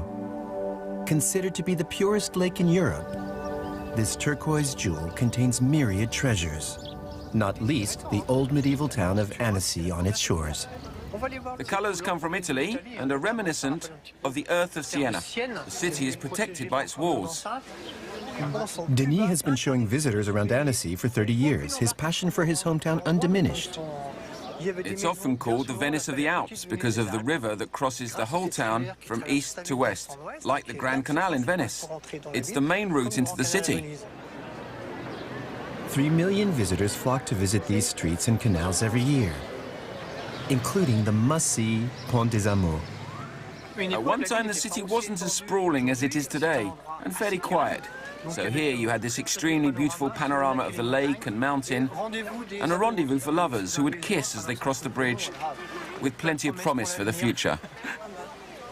Annecy is also a big draw for rowing, paddleboarding, and water skiing enthusiasts. In fact, the lake is a mecca for water sports. 2 hours of catamaran sailing awaits these students from a Swiss international school, most of whom are beginners. There you have it, the sail unfurled. It's my first time sailing, so I'm really looking forward to it. It's a bit stressful, but it's okay. Why stressful? Because I don't want to fall in the water. Very good. At the helm, a local boy, 26-year-old Yvan. And then when you can, you turn it, you turn. After studying business, he ended up choosing the lake as his office. It never feels like work unless it's raining. But when the weather is nice like this, a day on the lake can be tiring, but the setting is so beautiful. The setting also seems to appeal to teenagers. We get to be by the sea, and It's not a sea.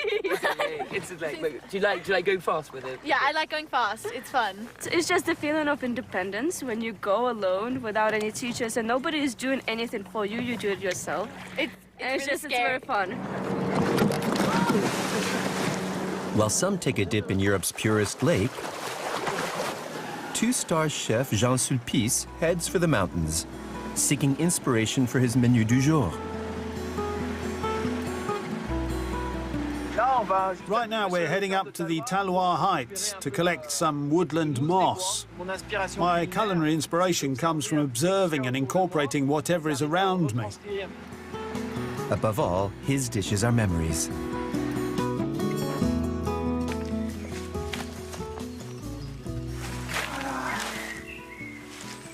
I'm going to use this moss to recreate the scent of humus, a fragrance of the undergrowth, a sensation of texture, then create an explosion in your mouth that puts you right in the middle of the woods. You don't eat it like this because it isn't very pleasant. You need to infuse it into a culinary preparation. Back at the restaurant, the chef combines his mossy preparation with another iconic local product. This beautiful fish is the Lake Annecy ferret. It's the catch of the day. I need some oxalis, please. More oxalis. The pace quickens. Around 30 covers have to be served this lunchtime. Underneath is a dash of cream of woodland moss. And on top, I'm going to add a few mushroom leaves like this. We're going to add a plant I like a lot that brings me good luck. It's heart-shaped and it's oxalis. That's edible too? You can eat it. It's wild sorrel. In this exceptional lakeside setting, the restaurant's customers enjoy the panorama as much as the contents of their plates. A taste of lake water first, right? Is it nice to eat with your fingers? Of course. It reminds me of my childhood. Tasting the delights of Lake Annecy also means taking a deep breath of its pure air. Ready? You've got your helmet and harness. Martin is 9 years old. We're just about to take off at an altitude of 1,240 meters.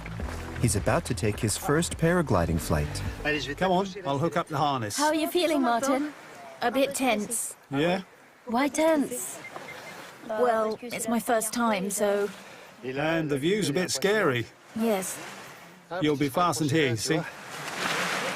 His guide, Alain, has clocked up 8,000 flights. It's really a passion. If you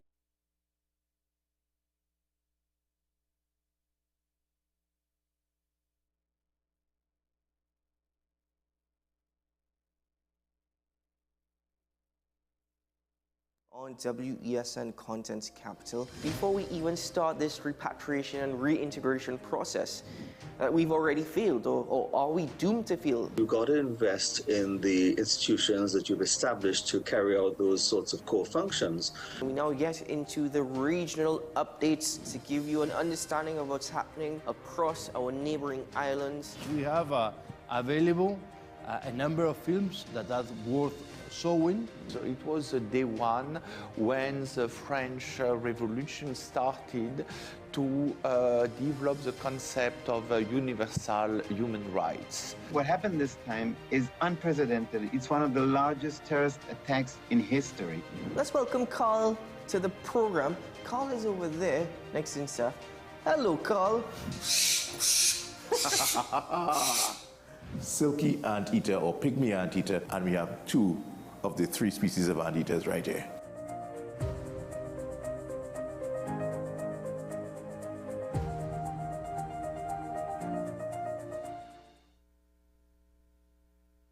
Folks, we're back and better than ever. Your show have always appeared to be a show that is focused on going to the cause or looking to the cause. We hardly ever talk about the white-collar crime, though. We always talk about the ones that involve more as physical violence against individuals. The citizens will only measure transmission when water starts to flow through their taps. The Constitution doesn't talk about local election. Contract mafia that's responsible for looting the country, and they own and operate these politicians. So if you are running a country and you can't say nothing as a prime minister, please take up your bag and go. It is not comparative to the murder figures, but it is in fact very high. I believe he's protecting certain individuals.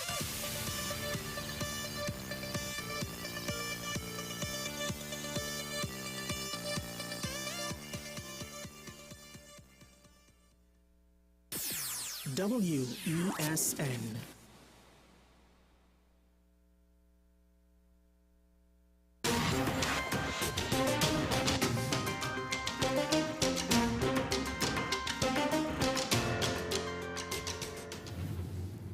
(3,000-meter peaks. Still, some of these slopes in the French Alps are about to close. We're in the historic cable car heading to the Chiob Glacier. It's been going for nearly 50 years, but we'll be dismantling it this summer. Nicolas Provendy is the director of the resort ski area. La Plagne is moving away from the Chiob Glacier due to global warming. With temperatures rising and snowfall decreasing, or at least staying the same, we have less snow in the winter and we have warmer summers. We've noticed that for the last 10 or 20 years, and it's been accelerating in recent years. What's dramatic is to see how the glacier has receded from one year to another. Until 2003, skiers could go down the Chiob slopes even in summer. Nicolas takes us to see the recently built terminal for the new cable car. The new infrastructures will cost 30 million euros, with builders completing the work in the coming spring. It was essential for us to find a new sustainable site in time. The melting permafrost means that the grounds in high altitude are less stable than they were. We can't build there anymore, so the number of sites for new ski infrastructures is reduced. That's a direct result of global warming. Climate change and energy efficiency were not prime concerns at the start of the golden age of ski resorts. It was a time for mass construction and business, as explained in this 1974 television report. Leur vrai patron, les promoteurs. Leur station est un produit qu'il faut vendre, eh bien, on soignera l'emballage. Mentalities are changing, and nowadays resorts like La Plagne seek alternatives to fossil energy. We intend to become carbon neutral by 2030, and I think we'll reach that even earlier. A great example is our snow groomers. They always ran on fuel. We found an alternative using frying oil or vegetable oil. Overall, in the past 2 years, we've emitted 10 times less carbon. When you look closer, you see that for La Plagne and all the other resorts, what generates the most CO2 emissions are transportation and housing. But mass tourism is vital for tens of thousands of people in the mountains who rely on the income. Jean-Luc Boc is the mayor of La Plagne Tarentaise. Snow is a concern for everyone here. Whatever we say or do, it will be back. They say the 20th. I doubt the 20th. It might just be rain, maybe some snow at high altitude. Their families have lived in the area for generations. We aren't even that old, and there is a huge difference from when we were kids. At the age of 5 or 6, we would play all day with our sledges on that road. My dad lived opposite here. What can you do? It's just the way it is. He is also head of the Association of Mayors of Ski Resorts. They are promoting hiking, rafting and biking all year round. All are looking at ways of attracting visitors when there is no snow. 50% of ski slopes in France were closed at Christmas. We are all a bit scared of climate change, though we know that in 20, 30, 40 years people will still ski in La Plagne. Scientists have shown that there will still be snow falling. The difference is that we won't know at which time of year. We won't know if we'll have snow at Christmas and how far along into the winter season.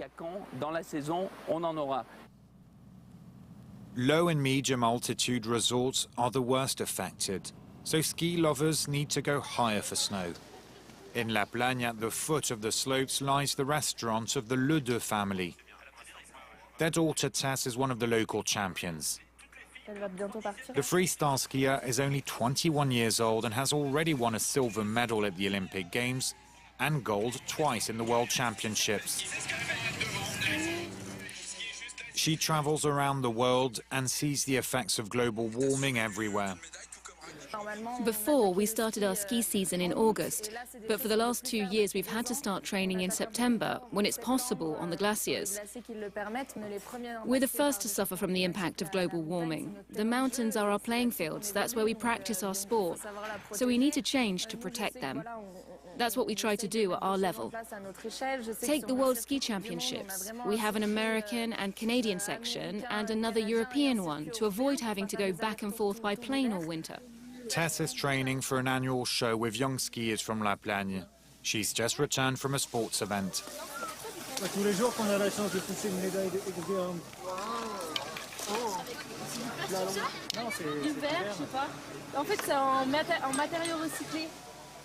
Professional skiers recently sent a letter to their international federation demanding action over climate change.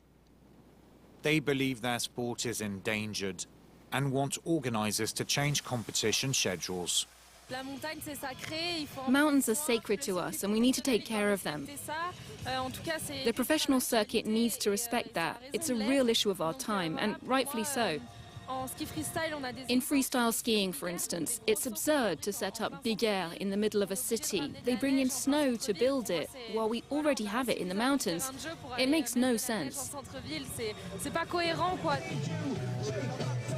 Environmental issues matter more than ever to the public. Ski resorts are looking to reinvent themselves. It's a question of survival.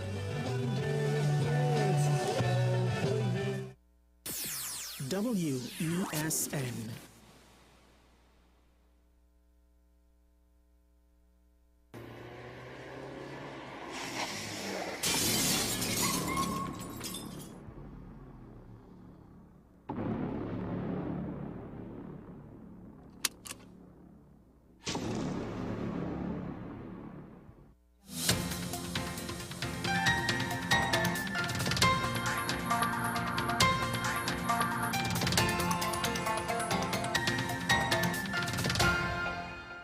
This is WESN's News on the Hour. Thank you for joining us. Here are the headlines. The Tobago House of Assembly Chief Secretary raises concerns about the delayed disclosure of the vessel. Former Education Minister wants Health Minister to address post-carnival surge in COVID cases. Archbishop Jason Gordon urges Catholics to redefine their approach to observing Lent. For the details, I'm Keaton Shaw. The Tobago House of Assembly's Chief Secretary, Folly Augustine, is raising concerns about the delayed disclosure of information regarding the vessels responsible for the oil spill affecting the island. Following a statement from the National Security Ministry revealing the involvement of at least 2 vessels en route to Guyana, Augustine highlighted and answered queries during a subsequent media briefing. He questioned the reasons behind the 7-day delay in identifying the vessel owners and their absence on the island to assess the spill's content. The divers found that there was a cable connected to the vessel about a third the length of the vessel, which suggests that this vessel there was being towed, it was being pulled, it was being tugged along. You recognize your thing was broken. You see it on all sorts of global news, and it took you this long to really come forward. Meanwhile, Augustine says they have been doing regular checks to monitor both environmental and air quality. But we continue to monitor it because we want to ensure that those working to help us with manual cleanup, our students and the villagers, that they will not be experiencing anything that's harmful. It is not by accident that we are keeping the press conference here as opposed to in a conference room. It's so we can actively demonstrate that nothing will go wrong with you, because the air quality is being monitored daily and it is at very safe levels for you. So there's nothing for you to worry about in terms of air quality at this time. Former UNC Minister Dr. Tim Gopi Singh has urged the Health Minister to address public concerns regarding reported surge in COVID and other respiratory infections following the carnival season. Dr. Gopi Singh, in a statement, highlighted the influx of hospitalizations and fatalities due to COVID-19 and respiratory ailments reported by healthcare professionals and the public. He referred to Health Minister Terence Dayal Singh's previous announcement of increased COVID cases and fatalities between December 2023 and January of 2024, emphasizing the urgency of addressing the current situation. Archbishop Jason Gordon has urged Catholics to redefine their approach to observing Lent and to rekindle the reverence of this holy season. During his inaugural Mass at the Cathedral of Immaculate Conception in Port of Spain, he drew attention to the practice of individuals abstaining from specific foods leading up to Carnival, aiming to prepare their bodies for the festivities. The Archbishop encouraged Catholics to embrace a similar level of dedication during Lent, emphasizing the importance of preserving the sanctity of the sacred period. He highlighted the understanding among Carnival participants of the ritual of sacrifice and self-denial, urging Catholics to embody a similar commitment during the Lenten period. That's news to the hour here on WESN. I'm Keaton Shaw. Thank you for watching. We'll have more for you at the top of the hour.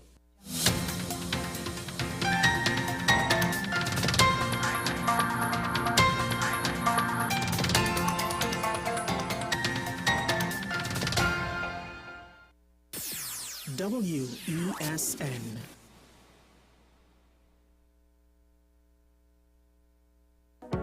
I'm Keaton Shaw, and we are WESN, the content capital.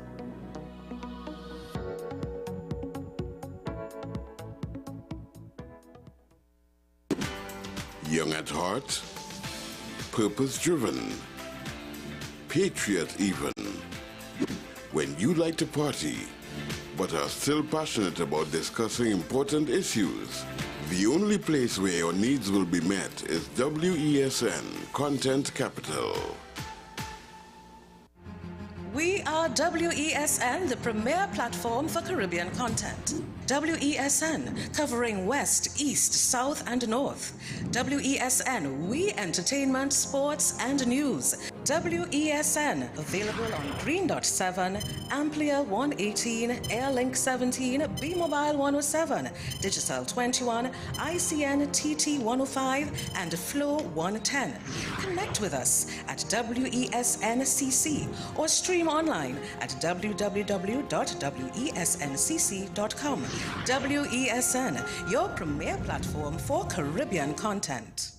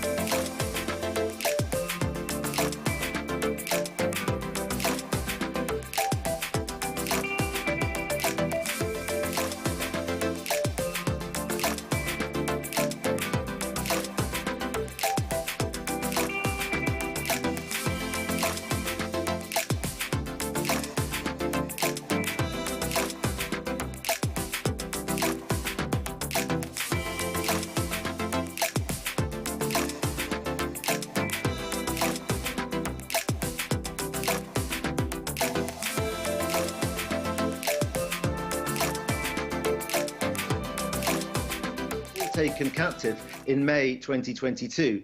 And the sort of dominant opinion about that is that may even have saved cities like Odessa from being occupied, because it meant that the Russians had to keep devoting a lot of forces to Mariupol, and the Ukrainians were able to get their defenses together and managed to mount a successful defense of other places in southern Ukraine.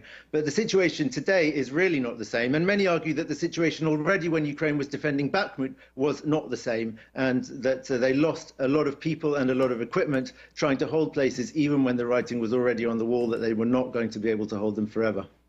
Gulliver Cragg reporting live from Kyiv. Many thanks for that update. Kyiv, subject to another night of Russian airstrikes, same for other big cities across Ukraine, with missiles also going the other way. At least 6 killed in a strike on the southern Russian city of Belgorod.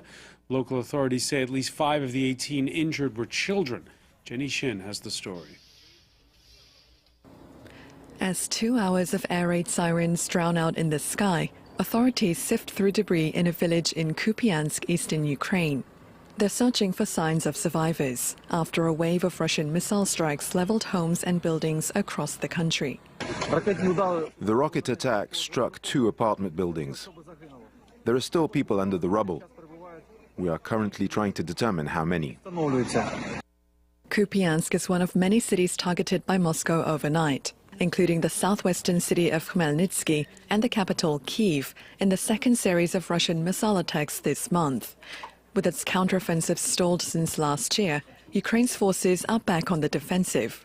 On Wednesday, it struck a Russian warship in the Black Sea, the latest in a string of successful attacks on Moscow's naval fleet. We have increased security in the Black Sea and boosted morale for our people. This is important. Step by step, we will clear the Black Sea of Russian terrorist vessels. But on the ground, Ukraine remains outnumbered on the battlefield, with a shortage of weapons, ammunition and personnel.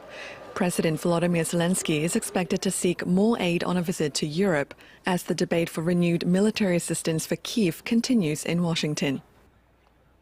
Ukraine's president expected Friday in Paris, Volodymyr Zelensky, to sign with Emmanuel Macron a security pact, one similar to the one that was inked last month in Kyiv by the British Prime Minister Rishi Sunak with the Ukrainian leader. In France, a train strike is threatening to disrupt passengers this weekend in the middle of the winter school holidays. Amid a walkout by ticket inspectors, the SNCF company says 1 out of 2 trains will run between Friday and Sunday. A lot of the priority going to all those who've booked ski vacations. It's the travel disruption that no one wanted in the middle of the school holidays. With only 1 in 2 trains now scheduled to go ahead at the end of the week, the odds for passengers aren't great. The SNCF rail company said they would warn them ahead of time, though, sending out emails on Wednesday. This woman wasn't meant to travel home until Friday, but was forced to cut short her visit to family. I immediately tried to find another train, but of course everyone who got the email was doing the same thing, so it was difficult to find anything available. In the end, I found one this afternoon, so I packed my bags in a hurry. 1 million people are expected to travel by rail this weekend. The SNCF is primarily maintaining trains heading to and from the Alps over other destinations. They say it makes the most sense, business-wise. 10% of French people go skiing, but they make up 20% of our customers, so we weren't necessarily trying to prioritize the Alps trips. We were prioritizing the busiest trains.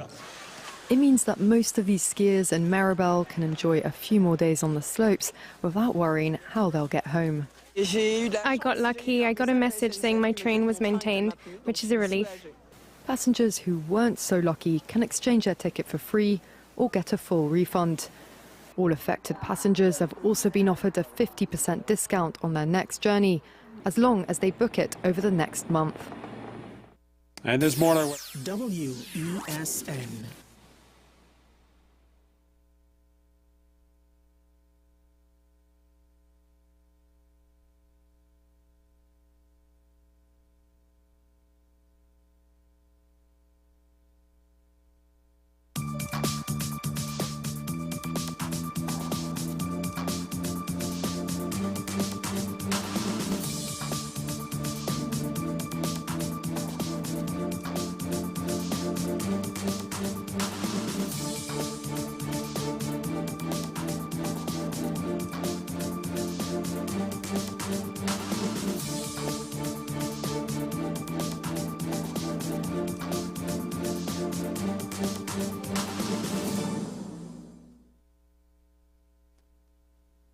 Good day and welcome to this week's episode of Strictly Legal on WESN Content Capital. I am your host, Rondell Donowa, attorney at law. Once again, I'm happy to bring the law and you. Of course, you can stream us on WESN CC as well as our traditional media and our podcast, Strictly Legal with Rondell Donowa. Of course, we're excited again. I have a guest in studio today and we are going to speak about the safe community and residential safety tips and how the law applies to what is reasonable for us and in terms of how you protect your community and your home. Of course, you know, there has been a lot of recent aspects of criminal activities in this country where it results in home invasion with respect to the criminal element. And we have seen that as a result of this type of criminal activity in our homes, it has affected us economically, personally, and of course mentally. And we are now required to invest in a lot of additional security measures, such as CCTV, ensuring that you have proper, your perimeter of your home is properly secured for the fear that, or for the safety rather, of your loved ones.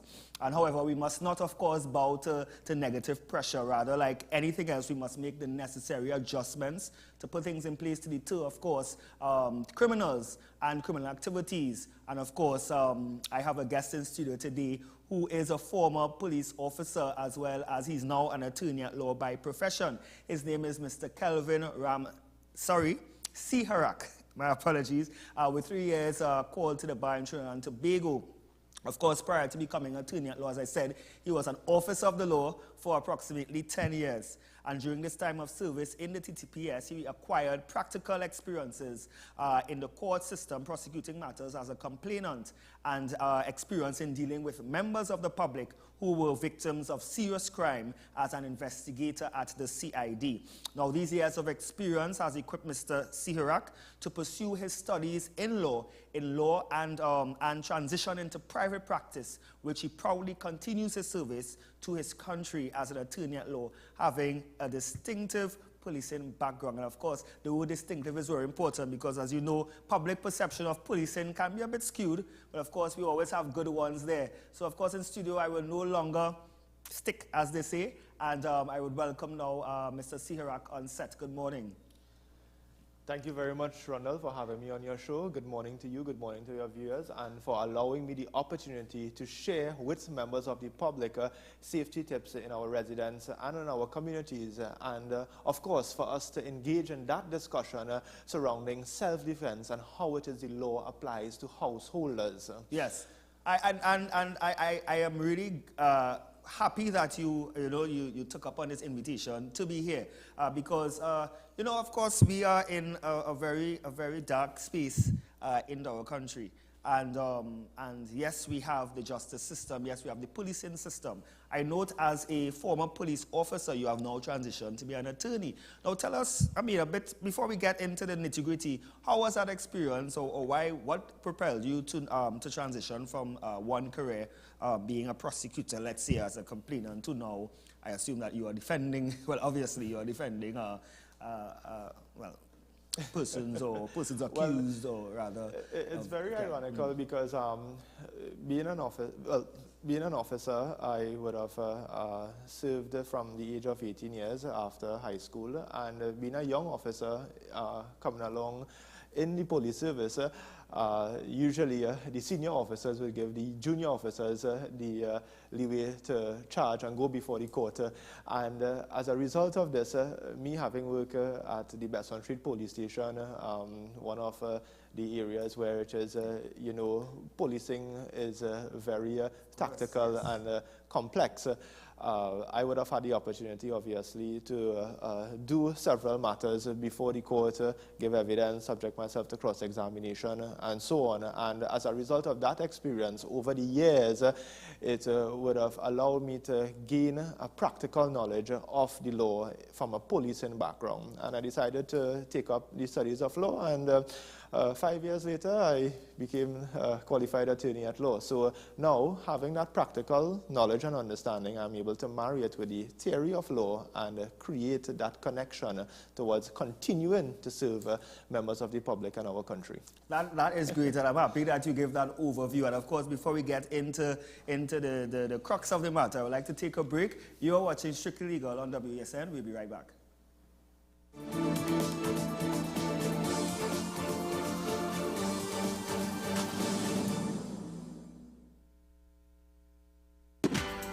Young at heart, purpose-driven, patriot even. When you like to party, but are still passionate about discussing important issues, the only place where your needs will be met is WESN Content Capital. Join me, Dr. Nalini Kokram, on What's Up Doc, where we discuss all your burning questions concerning health. Trinidad and Tobago is among one of the highest risk group of patients that develop this form of genetic breast cancer. What I'd like to take home from a short interview like this, screening.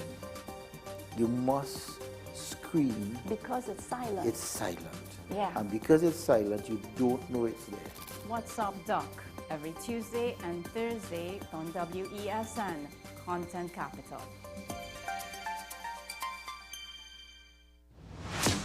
Is it politics? What is it? Is it that nobody cares about sports? The kind of support that sport used to get in the past is no longer here. The thing is, taking a knee doesn't mean that that's the only thing you're doing on.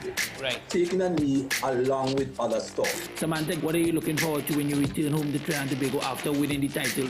Thank you very much for speaking it into existence. Is there no pressure on Nicholas Ball? It makes me more motivated to work hard and to go out there and rep the red, white and black. Why are we sending a team to the Winter Olympics? There are a number of Trinbagonians who are in the diaspora and have grown up in winter sport. It's an opportunity that the Trinidad and Tobago Olympic Committee will not close the door on. I also believe in the players that we have. Once you can motivate the players, you can get the best out of them.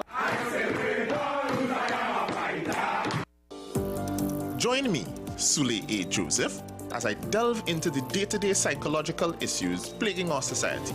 We will discuss behaviors that encompass the biological influences, social pressures, and environmental factors that affect how you think, act, and feel. Sight, Thursdays at 11:30 a.m., only on WESN, Content Capital.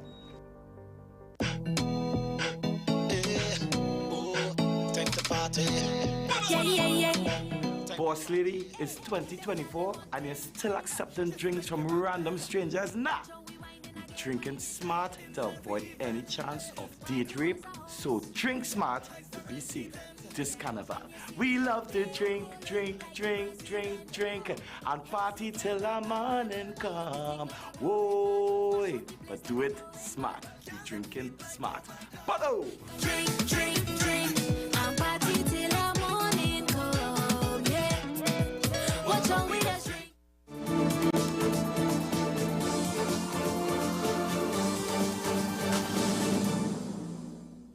Welcome back to Strictly Legal on WESN Content Capital. I'm with my host, Mr. Kelvin Siharak, and we are speaking about community, basically tips and residential tips for crime prevention. And of course, before you were giving us an overview of your background, etc. Now, in many communities, there are what you call a lot of community groups, right? A lot of watch groups, etc.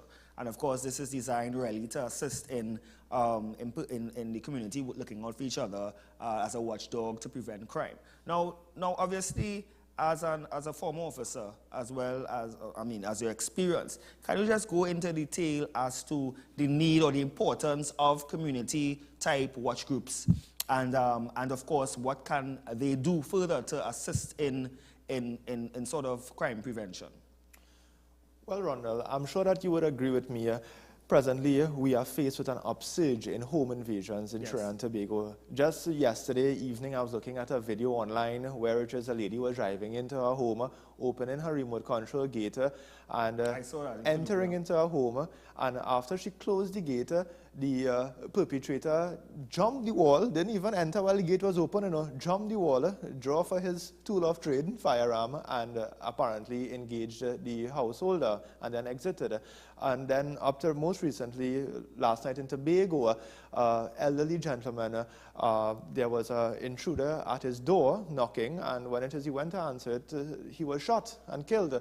So there has been an upsurge, and as you had said earlier, the economic effects as well as the psychological effects is dominating residents at this point in time in our country, and it has far-reaching circumstances in terms of the level of trauma that we have to deal with. May it be we are victims of a home invasion or crime, or we are just looking at these videos or reading these articles, I am sure that it will have some sort of traumatical effect on our minds. But and the thing is, we are so now desensitized to crime. Like, for instance, anytime you see crime news, like I try not to look at it because every day is something.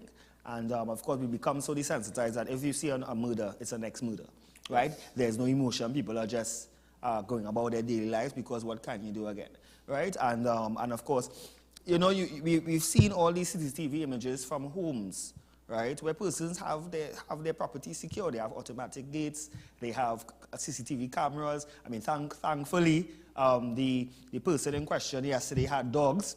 Right. So the dogs rushed the individual, which was a good, I mean, obviously that's a good thing, and you can get into detail as to, yes, we have all these things, but is it enough in terms of securing yourself and your property from, let's say, home invasion, etc.?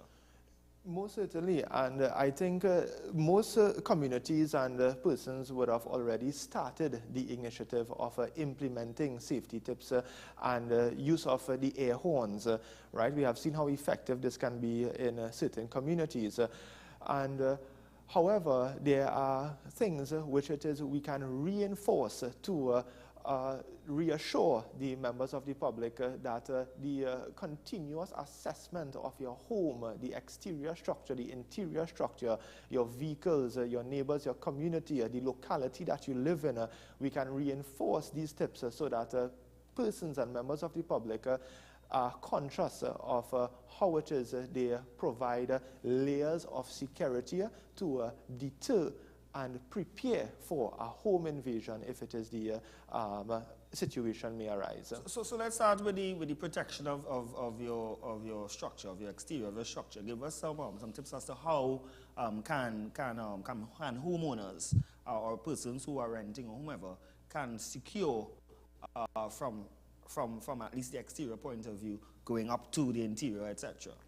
What I believe is that we must look at it from first and foremost, the locality, because some persons may live in rural areas, others may live in urban and suburban areas. Now, in the rural areas, we know that your neighbor might be a mile or a quarter mile away, and it is heavily forested, or depending on the use of the land, may it be agricultural use or the rearing of livestock, there may not be any perimeter fence. So usually the structures might be open. It might consist of a wooden structure, let's say living close to the coastline, or it might be partly wooden or partly concrete or concrete. And this is distinguished as opposed to persons living in urban, suburban areas. We have the townhouses, the duplex, and the residential homes, upstairs and downstairs structures in communities where, in some instances, private residents would have that opportunity to fence their area. So taking a look at the external components of your home and its structure is very important based on the locality where you live.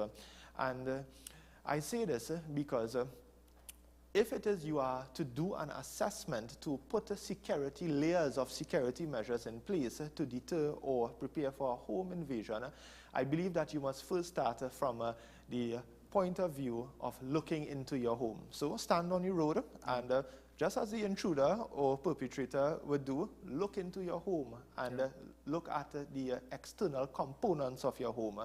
So if it is you can fence your home, you make sure that your fencing system is properly secured, there are no gaps or the walls are at a certain height, and you have the spikes or the barbed wire. I'm happy you mentioned, just pause a bit, I'm happy you mentioned that your walls at a certain height. But of course, you know, we have town country rules which states that your front wall has to be, I think it's 6 feet high and the side is 8 feet high.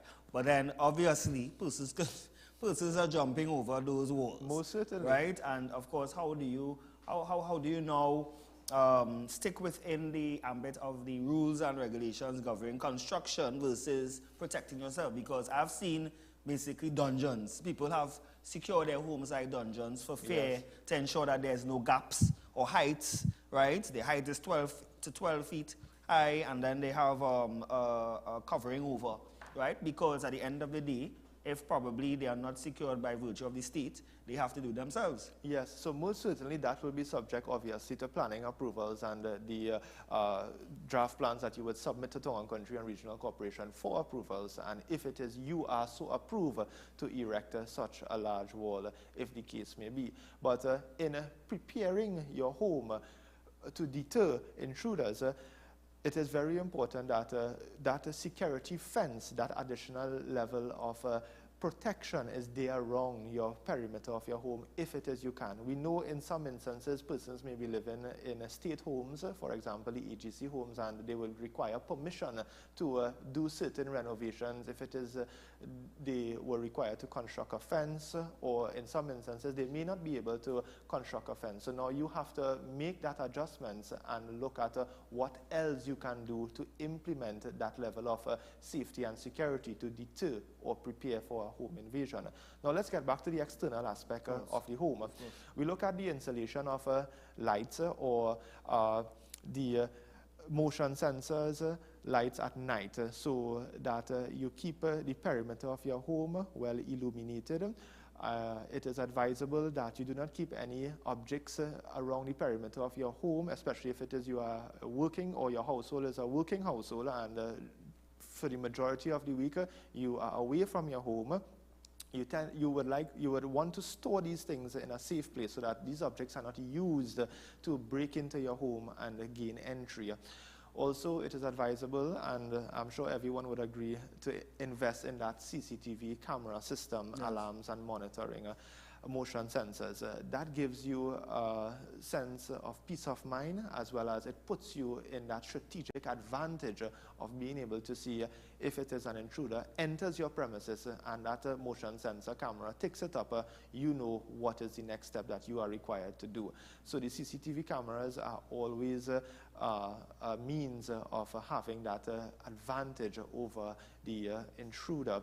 And of course, there are other issues where CCTV cameras are not cheap, yes. right? And I know the government would have had a certain incentives in terms of VAT, customs duty exemptions for importing now CCTV cameras, DVR, etc. So that's an incentive in terms of if you import rather than purchase it from locally, you import it, you can pay a lesser price on it. But of course, it doesn't negate the fact that it still requires someone with some form of financial stability to really most certainly afford it. Most certainly, and obviously if you can't afford the CCTV camera, then obviously you would have to put other measures in place. For example, reinforcing your doors with more solid core doors, that is the perimeter of your home, burglar-proofing your windows, or probably tinting your windows can act as a deterrent so no one can see inside of your home from the public roads.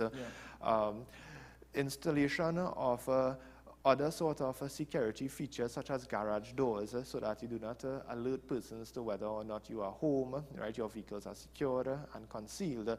These are initiatives that can be implemented to create that first level of security towards the external aspect of your home. And before we move on, I would like to mention something. The garbage that we dispose, the trash that we dispose, we must be conscious of it, because especially around Christmas time, we might get the PS5 for Christmas, the new MacBook Pro, or a new television, and so excited and taking it out of the box, you just take the box and throw it by the garbage for collection. You see that a lot. Exactly. You know what persons purchase. Exactly.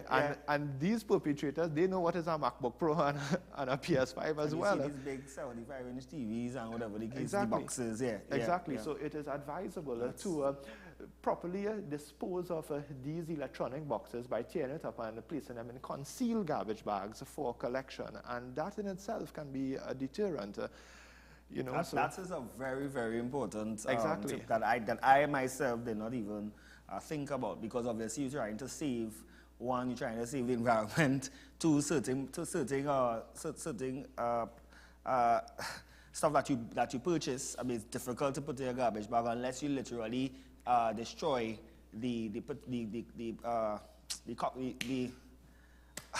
not the plastic, but the cardboard, the cardboard packaging, box. the Yes, packaging. Wow, I had a brain freeze. Yeah. Right, to ensure that it is concealed in a garbage bag. Yes. You know? Most certainly.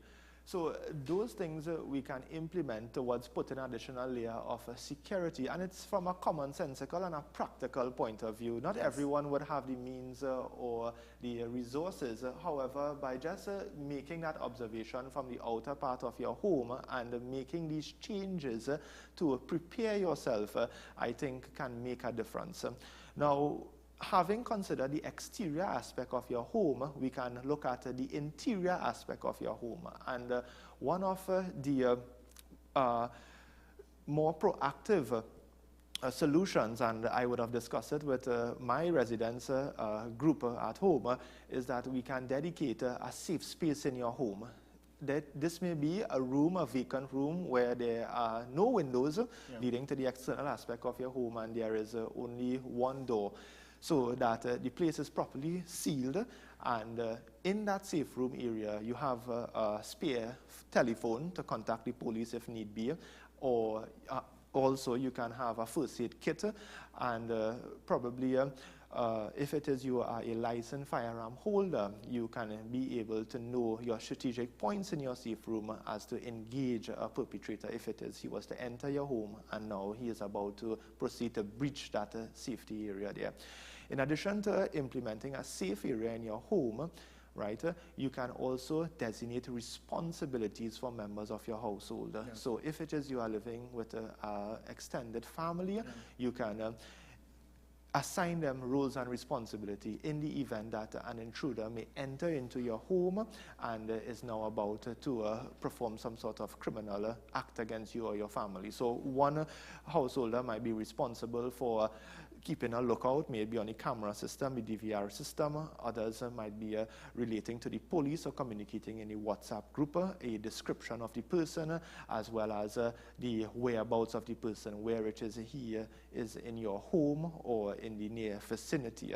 And these different roles are important because it now calms the situation and it puts you as the householder in control in your property, as opposed to not having a plan and putting everyone in that form of panic mode and anxiety. So when it is we are talking about the interior aspects of our home, it is advisable that we create that safe space area and we designate roles and responsibilities for members of our household. Yes, and it's important, that panic room, as you said, because you know, you see that a lot in movies, a lot of presidential movies, or persons who are very well equipped. Right, but that is something that should be considered, particularly when it comes to safety exits as well, like emergency exits, because a lot of persons, they live in, some persons live in townhouses, etc. And you know, when you think about it in terms of, if for instance there's a home invasion or there's a fire, and you are upstairs your property, you are trapped, basically. Exactly. Yes, that is true. Right. So in terms of how can we now, prevent such occurrence of, or how can we now have certain instances where we can now escape from the upper level of your homes? Most certainly, and these are where the circumstances would present itself. And in this instance, obviously, you have to make that. You have to be able to make that analogy and assessment on your own. If it is you know that if it is you are upstairs and the only place of escape is through a window, you don't want to cause any injury to yourself or your person. So it is advisable that you probably establish another means of emergency exit in these sort of circumstances.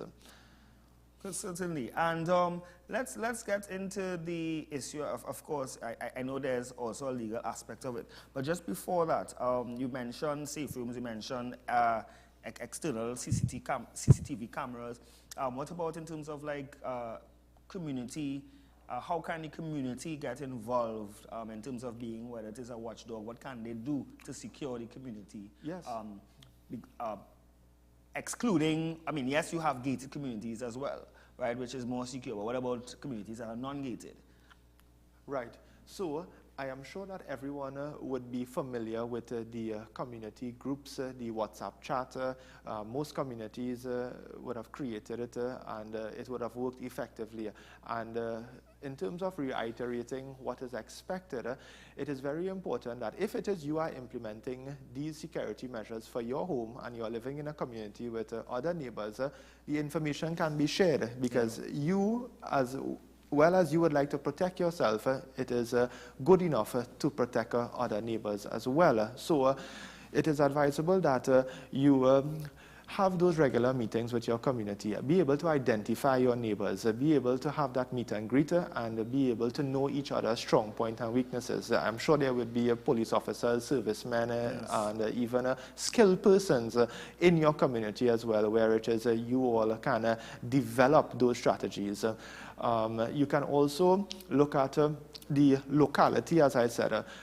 Is it that you are living in a community which has more than one access route via motor vehicle and pedestrian walkway? Is it that your community bounds an open space or a forested area and there are tracks leading to and from there where it is persons can easily get into your community and then disappear into the forested area? Implement plans to seal those accessways and create only one common accessway in and out. Be familiar with your neighbor's motor vehicle, make, model, description, and these sorts of things, so that you are able to know exactly when it is a suspicious vehicle is driving in your community. Remember, these are public roads. Yes. Some of them are public roads, those Yes. communities which are not gated, and there may be suspicious persons just looking around. Just like how the police patrol, there is patrol as well to look for opportunities, and be able to identify suspicious persons in certain areas of your communities. So if it is you have places which are not really too lit, you can invest, come up together with the finances and place lights or street lights. They are the solar system lights that some communities would have invested in and so on. It is also, and we have seen it, community neighbors would have invested in the air horn. So each residence would have their air horn and they would adopt a standard operating procedure as to when it is to engage the air horn. So my community would have adopted those procedures, and it is basically once it is you see a suspicious vehicle or you see a suspicious person and you believe that it is an imminent threat to your home or a neighbor's home, you place the air horn away from your ears, obviously, and you sound it. It's very loud, and in the still of night, you can hear it from miles away. So, and what is the activation measure in terms of, okay, air horn is now released? Is it that go to a WhatsApp group, or is it that who are the first responders in that particular area? So most certainly the communication after the use of the deploying of the air horn is very important, and you have the WhatsApp group, so you communicate on the WhatsApp group if it's a suspicious person in a neighbor's property. We will be able to communicate certain aspects of that. So I can share that with you when it is. Sure. Certainly. We'll be right back. Let's take a break. You're watching Strictly Legal on WESN Content Capital.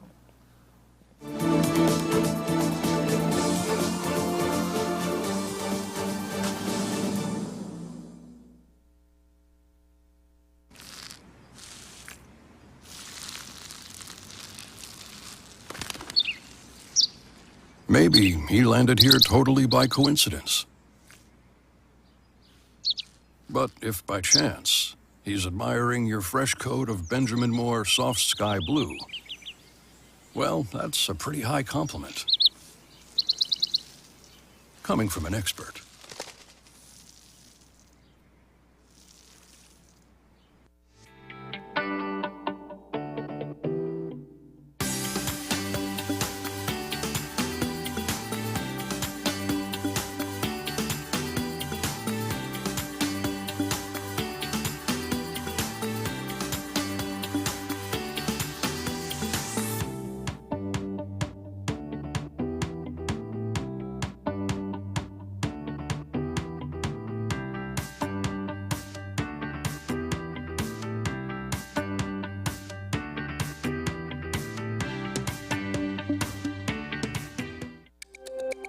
Every word, every line, Every paragraph depicts a real moment in someone's life.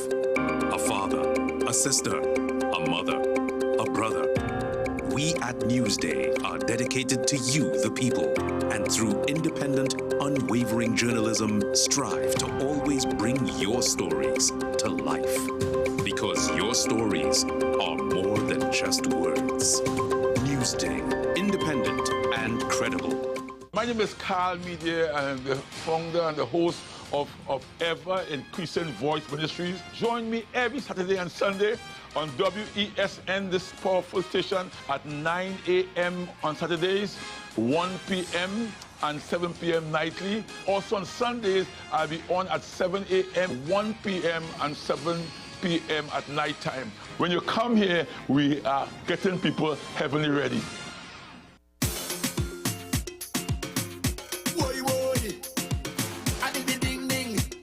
Yo, it's Rome! And this year we want to have a safe carnival just like every other carnival.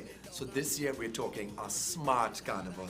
We're talking safety measures against real threats. We're going to vet smart, we're going to play smart, and move smart, because it's all about rum, gal, and money. Not that no call way, no time for folly. We jamming all day. Jamming on the roadway. If you see me in a Benz or a Beamer, hustle hard for me.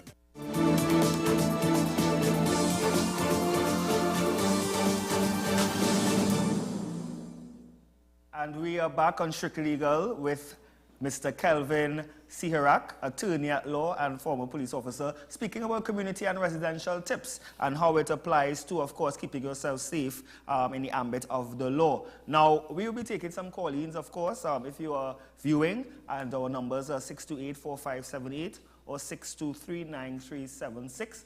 Just to get a bit of your review or your thoughts in terms of how can communities assist themselves and individuals in protection. Of course, any questions to the guests. Now, Calvin, you mentioned in terms of the previously that community horn, that sound horn as you called it. But then there was another area that you wanted to make known. Yes, so the discussion with regards to the standing operating procedures and the use of the air horn. So let's say we see a suspicious person or a suspicious vehicle in our community or in front of our residential homes, and we sound the air horn. What do we do next? So we can communicate in our WhatsApp group a description of the person that you are seeing, the suspicious person, his description of the clothing he is wearing, if he's medium built, in the vicinity of whose home we are seeing him, and as a result of this now, we can now trigger a reaction in terms of getting all the other neighbors to put their observation on this suspicious activity, and we can now begin to call the relevant authorities such as the police and relay the information to them. And relaying the information to the police is very critical as to how it is the police will respond to this particular threat. So it is very important that when it is you call the emergency services, you obviously speak clear and you be precise as to what information you are giving. So you can inform them of your name, you can inform the police that you live at so-and-so address, you have a community group in place, a WhatsApp group, you have now sounded your air horn, and the police are well aware of these things within the community. So they would know, once it is an air horn would have been sounded, what is your reaction? The emergency response obviously will be quicker. You relay a description of the individual or the vehicle number, make, model, and so on, color to the police, so now that can prompt their response. Communicating the information to the police is critical towards the police assisting members of the public and being able to catch these perpetrators. And that is where it's important. Everyone is on the same page, and it just not only stop with alerting the community, but there has to be different cause and effect. So once that happens, then another chain of command is activated activated, another is activated until you get some form of results. Most certainly. Right? And of course, you know, it's all well and good. You have your community secure, your property secured, etc. Now, when it comes to when it comes to capturing that perpetrator now, in terms of a citizen's arrest, right? Just provide us with the Trinidad and Tobago laws relating to whether or not a citizen arrest is indeed legal. Right. So, Ronald, we are speaking about the law governing self-defense now, and this is in the context of self-defense for householders. Now, self-defense is regulated by the common law in Trinidad and Tobago, as opposed to the UK, where it is codified in statute, as well as the United States of America. We have a well-established common law precedent for self-defense as it pertains to householders. And we know that self-defense is a complete defense, meaning that if it is someone was to act in self-defense, they will be completely exonerated from whatever actions that they would have caused. Let's say someone would have reacted and in defense of their self and their property against an intruder who is armed with a firearm and advancing towards them, and you being a licensed firearm, draw for your firearm and neutralize the intruder, he dies, then that aspect of things, it makes it a complete defense in terms of the doctrine of self-defense. However, in analyzing that, we must first look at the definition of self-defense. And one of the common law definitions of self-defense is that we can look at it from the perspective of an individual, or we can put it in the context of a householder who is attacked or believed that he is about to be attacked, may use as such force as is, one, necessary and reasonable in the circumstances to defend himself. And in analyzing this, Rondell, we would look at the various criteria that may be considered for those two trigger words, necessary and reasonable. And the factors that we have to consider are, one, the first limb of self-defense is whether or not the force used by the particular householder was reasonable in the circumstances, which is something that the householder genuinely believe in the circumstances that he was to react by using force. This is something in law called a subjective test, which means that it is what the householder in his mind will be thinking before he makes that calculated decision to engage an intruder. The second limb of the defense is whether or not the particular degree of force was reasonable in the circumstances and the householder believes it to be so reasonable. This is partly objective and partly subjective. It is objective in the sense that what would a lay person, or as we say, a reasonable person in the same circumstances presented with the same situation as the householder react or do in the present situation. Yes. And it is also subjective in terms of the householder must believe that the degree of force that he is using is enough to neutralize the particular threat that is before him. Now, with that distinction being drawn with the first and second limb of self-defense, there is also the aspect of the degree of force being proportionate. And we must now consider this in terms of whether or not the defense will be able to be applicable to you in certain scenarios. Now, there is a distinction, and I can put it on a spectrum test.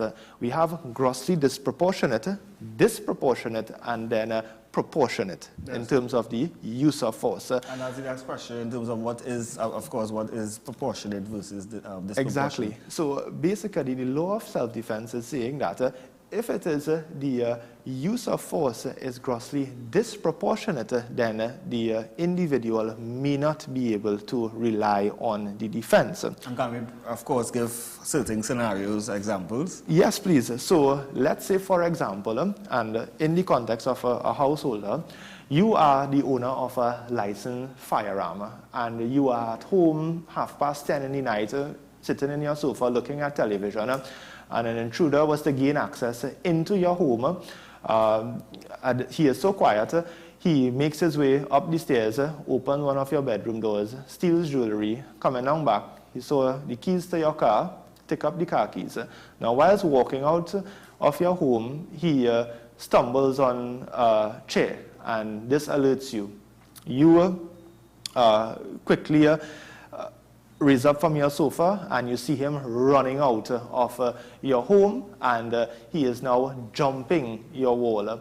Now, whilst he is jumping your wall, you draw for your firearm and you shoot him, and he falls to the ground, and upon being medically examined, he is dead.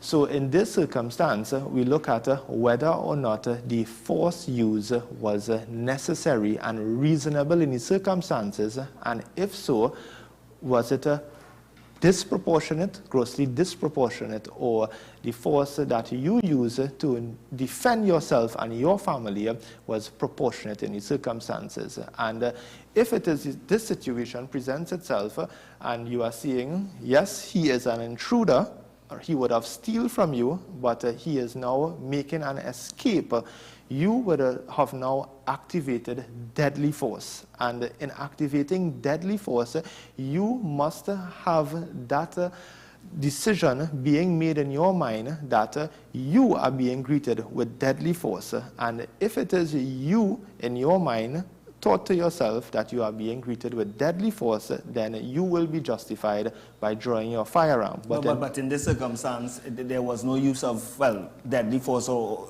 in these circumstances, the intruder was already exiting. Exactly. So this is what it is the law calls over the top, and which is prima facie grossly disproportionate, this type of force.